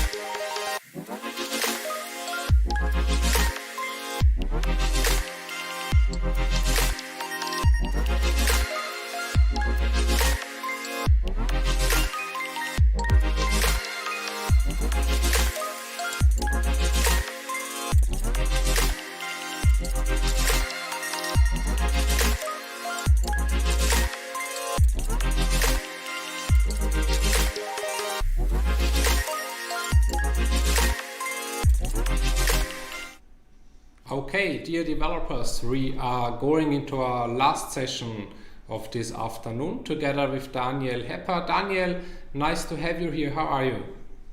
I'm good. Thanks a lot. Thanks for having me. Daniel, where are you joining us from? I'm joining you from Cologne, Germany. Oh, very nice. How is the weather? It's pretty cold there, right? It's quite okay. It got a bit warmer the last days. Okay. We had a few very cold days. I heard you had minus 20 degrees Celsius last week, one day. Maybe during the night, but yeah, during the day it was like minus 10, I think was the coldest I saw. Still cold. Yeah, definitely. Okay. For Cologne, it's really cold. Yeah, Daniel, what will we learn from you today? I will discuss the question if Django is too complicated. Perfect. Then, Daniel, the stage is yours. All right.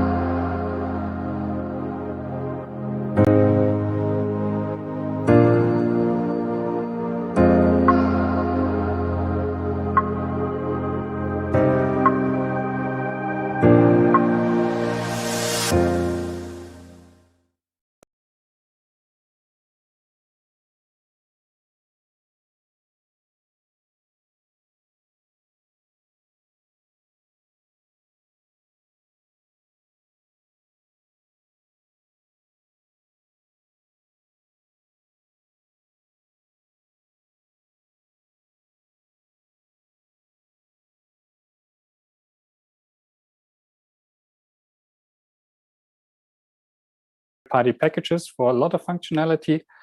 And there are big frameworks, or a term I really like, batteries included frameworks, that try to provide a lot of functionality in one tightly integrated package. And I think we can say that in Python, the most popular batteries included framework is Django. And in the next half an hour or so, I want to explore the question, with all these batteries included, maybe Django is actually a bit too complicated.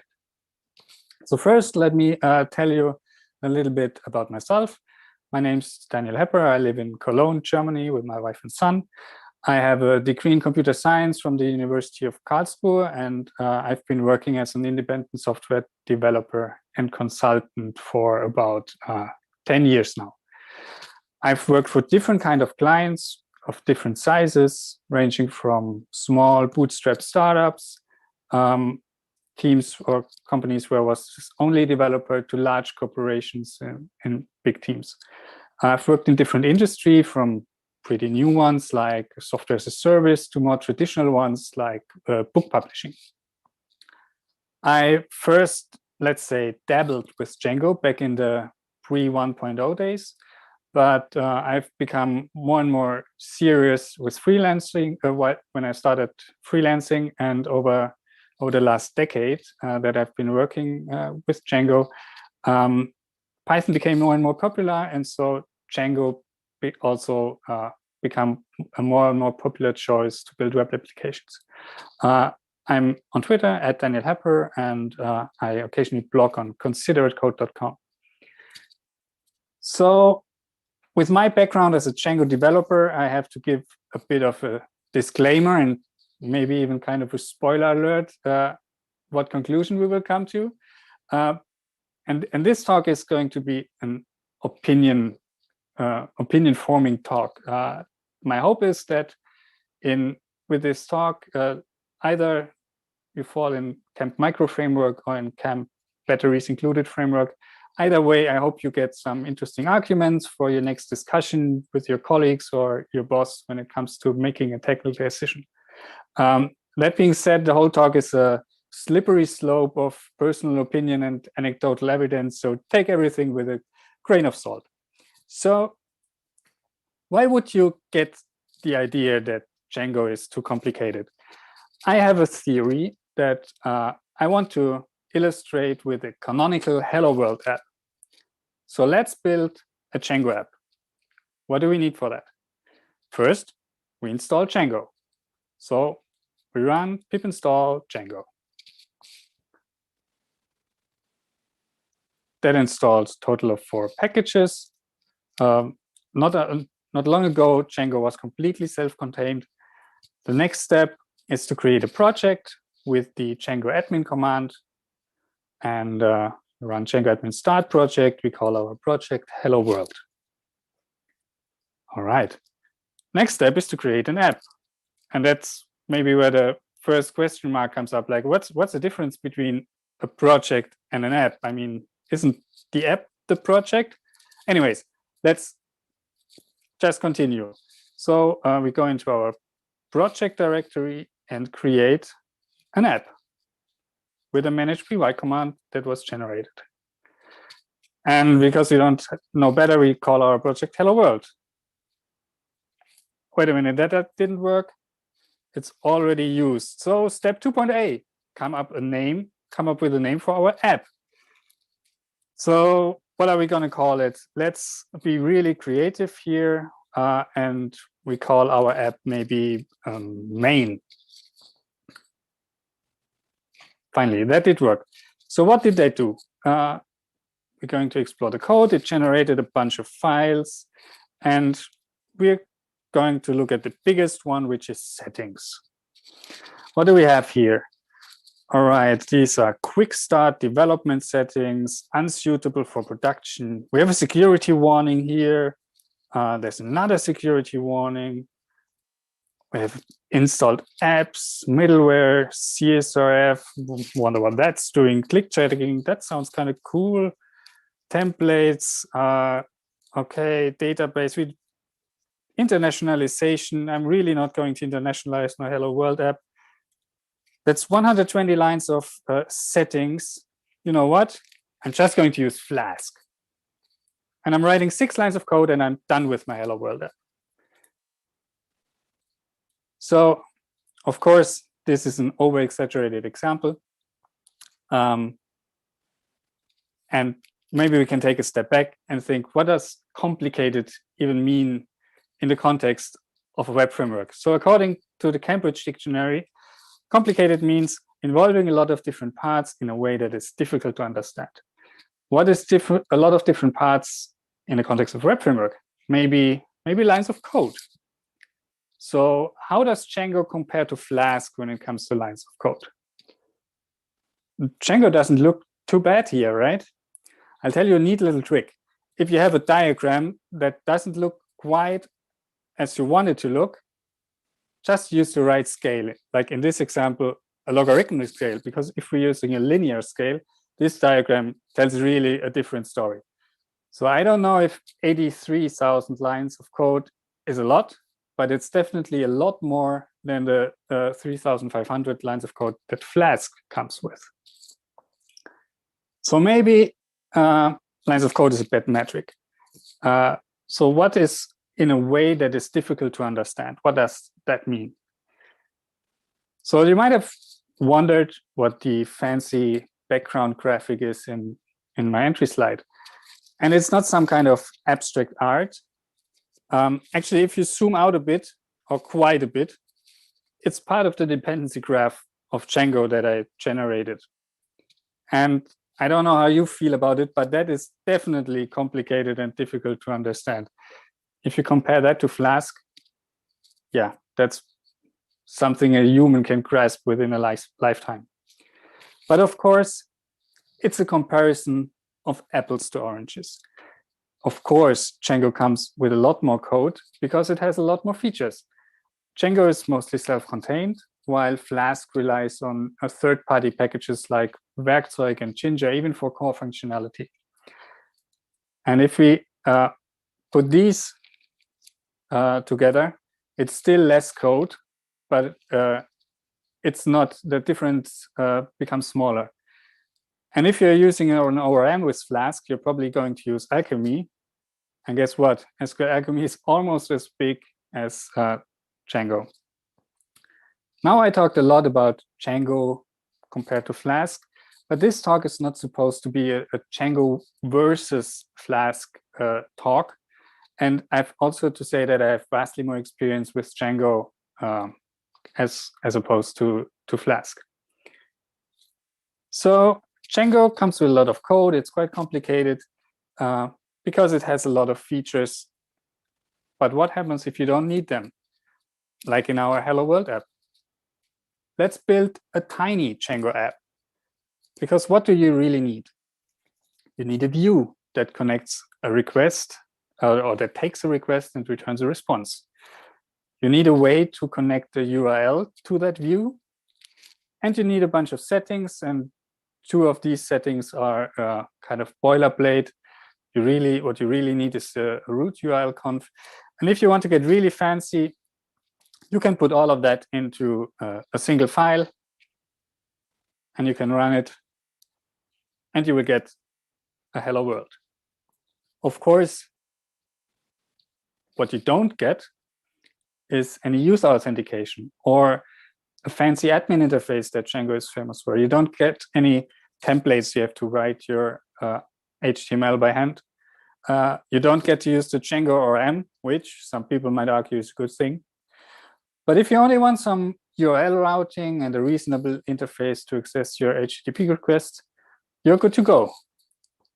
Of course, this single file approach only goes so far, because you also don't get any structure. This whole project app thing is maybe a bit dated. Nowadays, you would maybe call it app and module.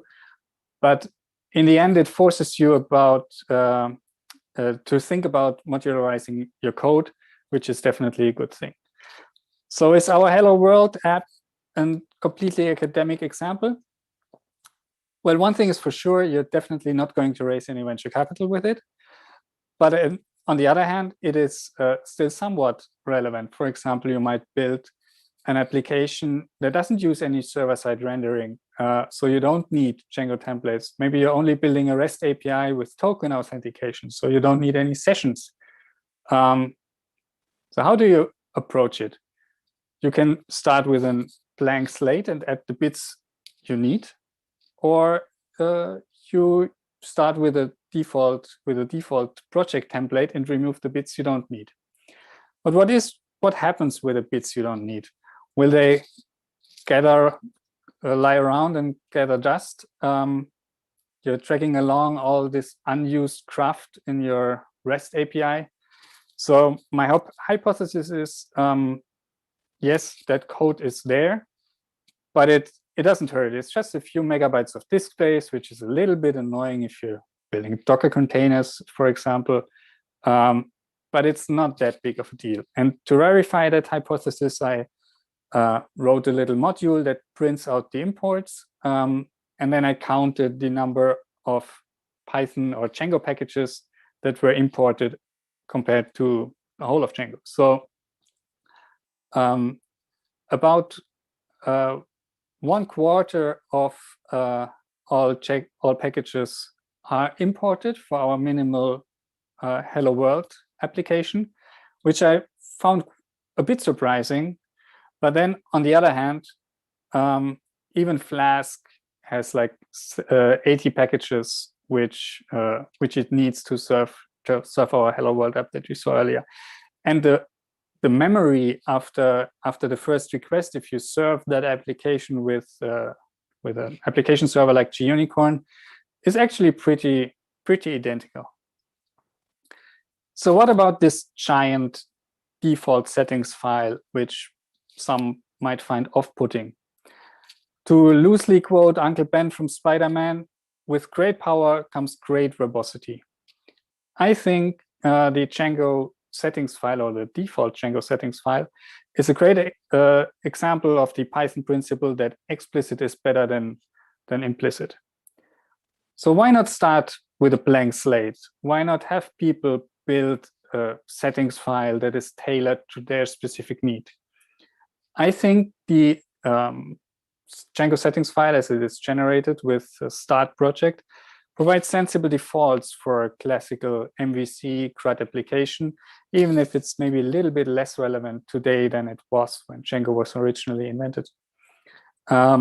And I think it could even offer more guidance, like, for example, dealing with different environments, staging, development, production, proper handling of secrets, but that would make it even more complicated and less generally useful. On the other hand, I think a batteries included framework like Django has kind of a responsibility to provide safe defaults and also protect people against unknowns. I want to illustrate what I mean with that by talking about CSRF. So CSRF stands for Cross-Site Request Forgery, and it's a security vulnerability that potentially affects every web application that uses cookie-based authentication. So the flow is like this. You log into your vulnerable website, a session cookie is set, and then you go on some other malicious website to look at some funny kittens.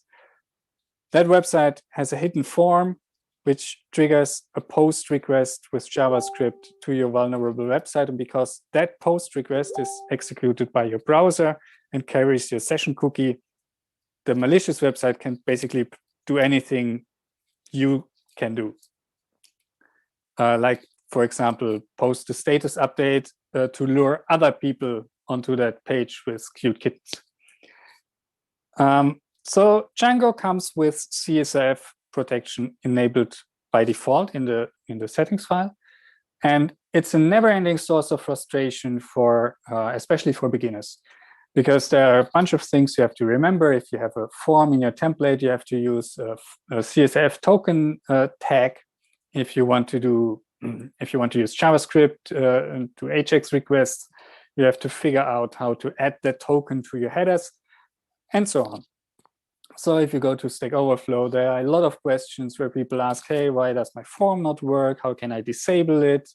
But it's really a catch-22, because the very beginner who struggles with getting this to work might not even know that CSRF is a thing that can easily be exploited. So I think the defaults of a web framework should prevent you from shooting yourself into your foot. But if you really want to do that, it shouldn't stand in the way to allow you to do it if you really know what you're doing. So a batteries included framework, or in general a web framework, can serve as a guardrail for security issues, and it can also point you in a direction for other decisions. Because don't we all suffer from decision fatigue? I mean, not only when we're grocery shopping. Every third-party package you have to use is a decision to make. And wouldn't it be better to focus on the decisions that actually are relevant for our application instead of deciding which package to use to handle forms? So you might argue, yeah, but I want to use the right tool for the job. Question is, how do you evaluate that? I mean, in Django, many decisions are kind of a no-brainer, and Django stands kind of in the way if you do not want to use the approach that Django intends. My impression is that in a micro framework, particularly with Flask in this case, there's often one clear winner anyways. So instead of choosing the right tool for the job, you're ending up either with a general consensus, or it's a cocktail of personal taste, just garnished with a tiny dash of premature optimization. And all these different packages, they can quickly lead to a maintenance hell, because they might not be as interoperable as you think. You have to keep track of all these packages, install updates, make sure that your updated versions work nicely together, and so on. To tell you a little story from my personal experience, I have a story from that book publisher, so that I mentioned earlier. So they run 2 web shops built with Django Oscar, and they sell physical books and also digital products like ebooks. And a while ago, the EU changed how VAT is calculated. So previously, it was calculated according to the country where the seller resides, which was abused by big corporations. They register a company in Luxembourg and only pay tiny tax. And if you're registered in Germany, you have to pay 19% VAT. So the EU decided to change it. So the tax rate of the buyer is used to calculate the VAT, which means, or meant at the time, that we now have to keep track of all the VAT rates in the EU. Now, as we have 2 web shops, you have to share it somehow. And to be honest, the easiest way would probably have been to use a dictionary or JSON file, maybe wrapped in a tiny library. But of course, we build a microservice. So, and because we don't build microservices in Django, because Django is a big framework, we decided to use Flask. Now, keep in mind this company is a Django shop. They used Django for everything before. And this application that we built, it was indeed small. It was just a few hundred lines of code, but it was a completely new stack. And although it was so tiny, it still used quite a few packages. It used Flask, it used SQL Alchemy as an ORM. It used it's dangerous for authentication. It used Alembic for migrations. And we didn't use these packages anywhere else. The application was running nicely. The developer who built it left the company. And once it came to changes, everyone was there.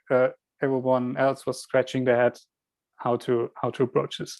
So a monoculture of one common stack definitely has its advantages, even if you would say it's not a perfect fit for each project. Now you might say, okay, if there is no right tool, I'm building it myself. And maybe this tendency is a bit more pronounced with microframeworks. Now there is a spectrum of one side you have the not invented here syndrome, and then the other hand you have like religiously worshipping anything you can find on PyPy. And I want to tell a little story that clearly falls on one side of that spectrum. So back when I had like a proper job, one evening I was working late, and the only person with me in the office was a junior developer who started like 4 weeks ago.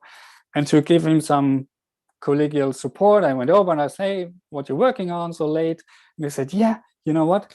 I'm trying to figure out a way to generate secure tokens for password reset.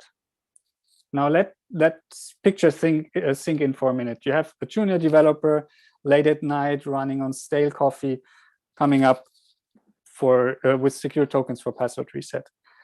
That was using a Ruby microframework at the time. I think we can all agree that web development is complicated. There are lots of problems. Many of them warrant dedicated individual solutions, but password reset tokens is definitely not one of them. So there is something to be said about a framework offering battle-tested solutions so you can stand on the shoulder of giants when you build your project. Now, with all these features Django provides, one of the benefits is that it provides also a lot of documentation. And I think that the great documentation of Django was one of the factors that drew me to it in the beginning. I don't think there are any undocumented parts, but the downside is that the documentation is vast, and you can easily get overwhelmed by the sheer volume. Now, the thing is, you wouldn't step into a library and say, okay, I'm going to start at A, and I'm not going to get out of here before I'm finished with C. You would pick out the bits you need, and I think the same approach should be used when thinking about the Django documentation and also about Django itself. And because if you, despite this hairy dependency graph we saw earlier, there is actually no advanced Python knowledge required to understand what's going on in Django. So you can easily dive into the code and figure out what's going on. And I think the Django web framework is a bit misleading. It's part framework, but it's part library, where the difference is in a framework, you have to fit your code into specific patterns to make it work. In a library, you just pick out the bits you need. So what's the final verdict? Django definitely has many parts. It might take a while to wrap your head around them, but in the process you might solve problems that you weren't even aware of. And Django is tightly integrated, So the more parts you use of Django, the more you benefit from it. Django is opinionated. You can only use select parts, which means you lose some of the benefit of the tight integration. But then on the other hand, if you really want to swap out parts, it might stand a bit in your way. I would argue that Django could be simpler and maybe even more powerful if it was even more opinionated. Because from what I'm seeing, the parts where people have the most freedom, that's where they struggle the most. Let's say, for example, with deployment or integrating JavaScript with Django. Imagine a full stack Django, which has the JavaScript already integrated. Would you have less choice? Yes. Would it become more complicated to understand? Probably. But it would probably also be more powerful. Or imagine a Django that only supports Postgres. So where you can throw out a lot of the generic code, generic SQL generation code. And on the other hand, you gain access to all the features Postgres provides. In the end, I think we can all agree that web development in general is complicated. And there's no way around it.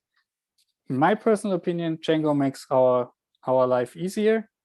And I'm looking forward to having a discussion. What do you think about it? Thanks. Thank you, Daniel. Thanks for the overview. Quite interesting. And I would say that we jump right into the questions. Let me just open it. So we also get it on the screen. In just a second. So let's see what we have there. First question, can you easily migrate from other frameworks? Depends on the frameworks, I would say. It depends, yes. And it's one of the questions where the answer is it depends. I think it's easier to migrate from a micro framework. That would be my expectation. Because as I showed, you can use Django like a micro framework and then use the parts where or slowly add parts of Django to your application. That being said, if you're for example a Flask application and you're using SQL Alchemy as an ORM, it will be quite challenging because you have to rewrite a lot of code. Mm-hmm. Okay, maybe the next question a bit connected to that one, Django or Flask for smaller apps? Again, depends on the app, right? Yeah, so to be honest, if I want to quickly whip up a little thing that just gives me an HTTP response, I will probably use Flask. But then if you think about the bigger picture, if you think beyond your current project that you're tackling, maybe in this application you only want to have a REST API. Maybe in the next application you want to use an ORM and you want to use the admin interface of Django. So for one-off thing, maybe Flask. For in context of a bigger team, multiple projects, I think you benefit from using a framework like Django. Okay, next question. Would you recommend the built-in Django ORM or for a new Django project, or are there better alternatives? I keep hearing a lot of conflicting opinions on that, so let's hear your opinion. Is Django the best ORM there is? Probably not. Is Django ORM the best ORM for Django projects? I would say so, because if you're not using the Django ORM, you're losing a lot of benefit of the tight integration of everything. So there are, I mean, the Django ORM is tailored towards SQL databases. So MySQL, Postgres, SQLite are like the 3 primary databases that are supported. There are third-party libraries which enable support for MongoDB, for example, but yeah, that's kind of an uphill battle, and it's another package you bring in for a core functionality of the application, which might be great now, but it can turn into a maintenance nightmare a few years down the road. Okay. Then next question, how important is JavaScript in Django? I'm not sure if this question is maybe related to, is it important to be a JS pro in order to start with Django or so, but maybe you have a take on that. Yeah, I think these two questions are kind of related. So you can build an full-fledged application without using JavaScript. I think nowadays the expectations when it comes to certain usage or user interaction patterns are, yeah, there are expectations that you will not be able to fulfill with just HTML, CSS. So there is definitely a need for, or in many applications you will need to write some JavaScript. You can get pretty far. It depends on what kind of application you are building. If you're building a data-driven application where you have just some interface and users enter data, maybe using the integrated admin interface in Django, maybe you don't need to write any JavaScript. Maybe you get away with adding some third-party packages to give you some nice widgets. But if you want to build a big application, you probably won't get around using some JavaScript. Mm-hmm. Then can you share some references like books or any recommendations or for beginners how to start? Yes, I think the official Django tutorial can be a good start. It's probably not a perfect fit for everyone. I think it makes some unspoken assumptions how you look at things. There's a tutorial called a Django Girls tutorial. So even if you're not a girl, it's definitely worth a look because it starts completely at 0.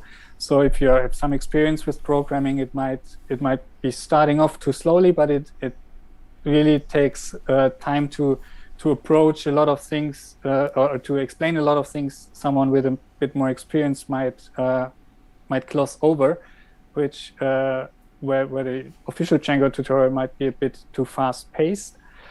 One challenge when it comes to books is that Django moves relatively quickly when it comes to version numbers, and in a traditional book publishing process, it's just too slow to allow for publishing of a book which is up to date, and no one wants to buy a book about Django 2.2 if 3.2 is already out. So written books are a bit of an issue. A book that I really enjoyed, which goes beyond the basic tutorial, is 2 Scoops of Django. I can recommend that. And there are a bunch of great YouTube tutorials as well. I think Coding for Entrepreneurs is one. And there are also paid tutorials, but I cannot recommend anything from experience. Okay, then the next question is, I think, a quick one. If you wouldn't use Django, what else would you go for? Yeah, that's a great question. I think one let's say critique I have of Django is that it in the end we are still using the fundamental building blocks. Like we're still talking about HTTP requests. The web has been around for how long now? 30 years, and we are still discussing URLs. Should there be a slash at the end or not? And I think we're losing sight of the forest for the trees, kind of. So a while ago, there was a big hype around meteor chairs because it had a new, fresh approach of building applications where the front end, which is more and more important, is tightly integrated with the backend. So I think if I were to investigate in a new technology, I would look for something like this. I recently built an application with Dash, which I found really interesting. So Dash is based on Flask under the hood, but it gives you rich, interactive or reactive components. You write only Python code, and Dash renders React components for you in the front end, and you can have widgets that update each other. And I found that a fresh approach. It's kind of tailored towards like dashboard applications, so it might not be a perfect fit for every use case, but maybe something to have a look at. This would be also a good topic maybe for your next talk. Yeah, maybe. Yeah. Then the next question. Coming from PHP, is it advisable to start right away with Django without going through Python basics? I think so Python is a relatively approachable language. I think that's one of the reasons why it has become so popular, why it's used in schools nowadays as first programming language, while still being powerful. I mean, Python is not a toy language by any means. So I think if you are an experienced programmer, you can quickly wrap your head around Python, the basic Python concepts. You should definitely familiarize yourself with the syntax, but you don't need to dive into every detail of Python to get started with Django. Okay, thank you. Then the next question is, what is your preferred technique to deploy Django on ASGI asynchronous, current limitation of WSGI synchronous? Unfortunately, I had no real experience with a production application with ASGI, so I cannot give a good recommendation here. Sorry about that. Okay, fair enough. For the one who asked, the Ray, Google is your friend. There will be an answer. Then the next one. What is your opinion about support for asynchronous request processing in Django? There has been some talks about making Django async. I think it's an important important work that is being done, because you have more and more applications where you have some asynchronous aspects, and in the past it was a bit of a pain to you have some asynchronous stack that somehow communicates with your Django application. I'm not quite up to date on how far this work has come.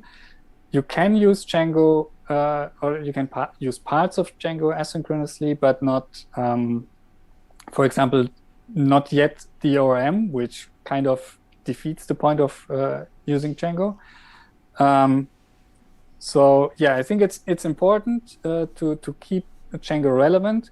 I think it's a good sign that this is being worked on, although it's a huge task.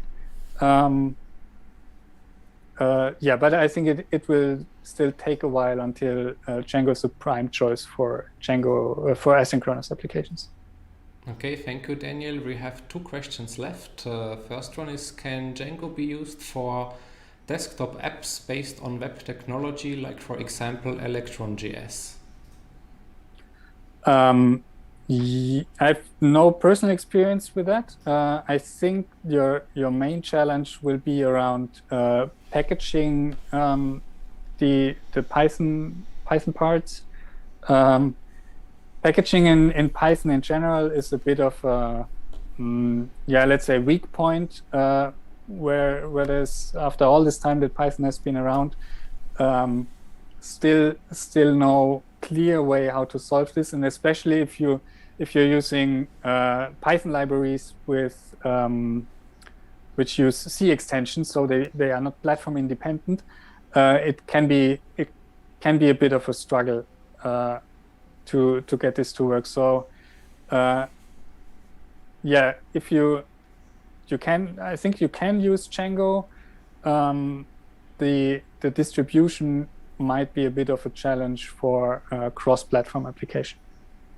Okay, next question. A couple of words about Django REST framework. Yeah, so I think Django REST framework is one of the go-to package to use when you're building a REST API. It's the same thing. Of course, you can build your REST API from scratch just using simple Django views, but you will be reinventing the wheel a lot. And I think REST framework is kind of the standard with a lot of documentation, with an ecosystem of third-party packages for different authentication methods. So it's definitely one of the packages I would see in a larger Django project. Okay, perfect. And then there is one last question that came in. Can you upgrade a Django app without downtime, for example, when you change the database model? It depends a bit on the changes. It depends also on the database you are using. It's one area where maybe Django makes your life a little bit too easy. So maybe to give a bit of context for folks who are not that familiar with Django, in Django you define your database models in Python, and then Django looks at these model definitions and generates a migration file, which you then run, and that generates SQL to create your database table. And if you do any changes, it compares the expected state of the database with your Django model, and from the difference generates new SQL operations to bring your database in sync with your models. Now, not every operation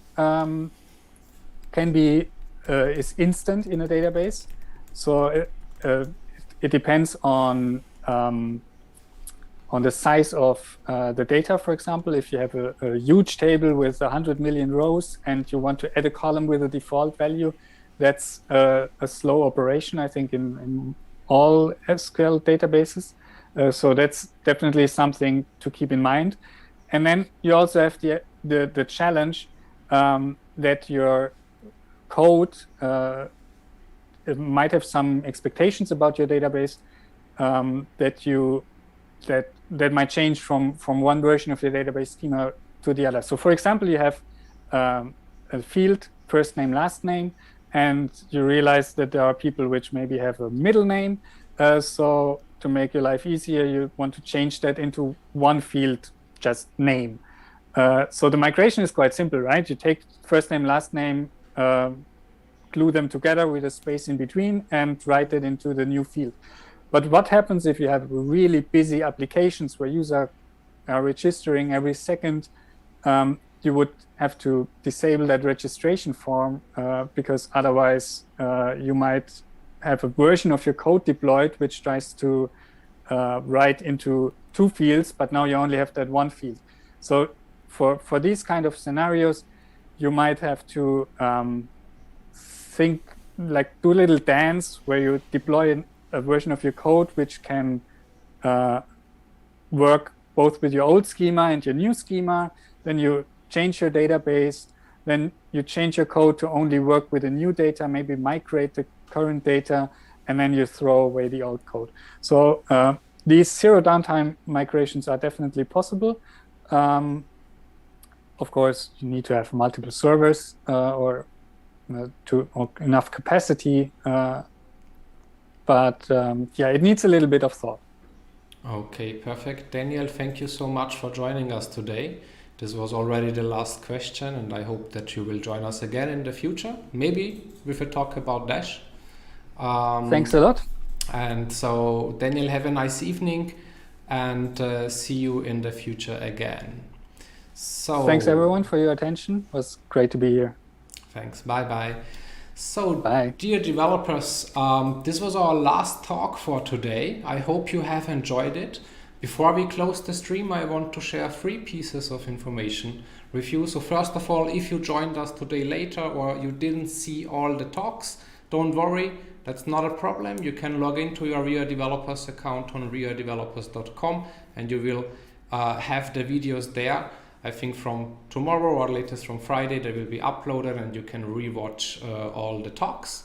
Second thing is we are going ahead in 2 weeks with our .NET Day. So if you work with that ecosystem or if you are interested in .NET, C#, then make sure to schedule it in your calendar and join us again in 2 weeks.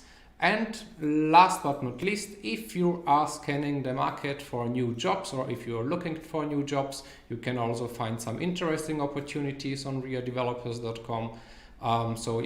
Browse through and see if there is something for you as well.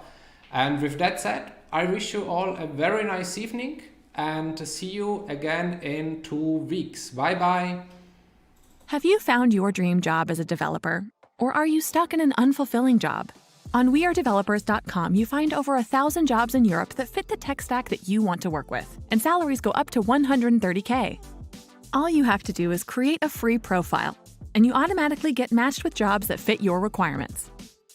So what are you waiting for? Create your free profile and let companies apply to you now.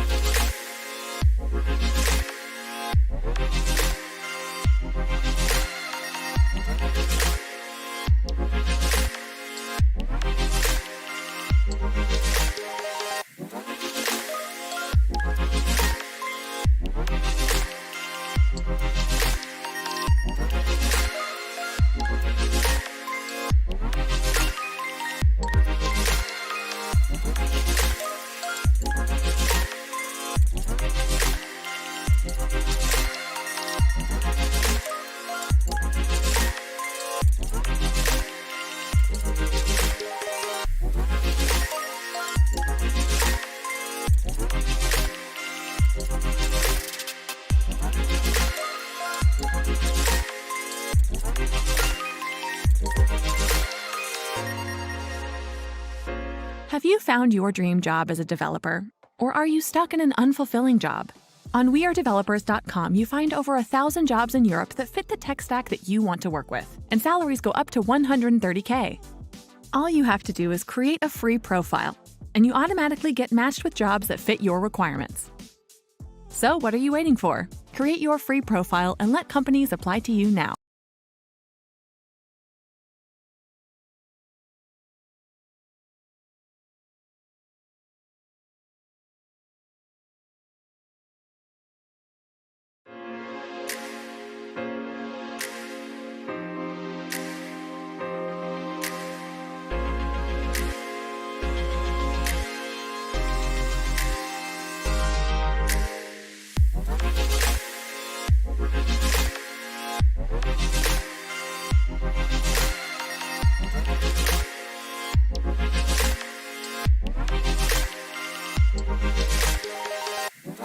Have you found your dream job as a developer?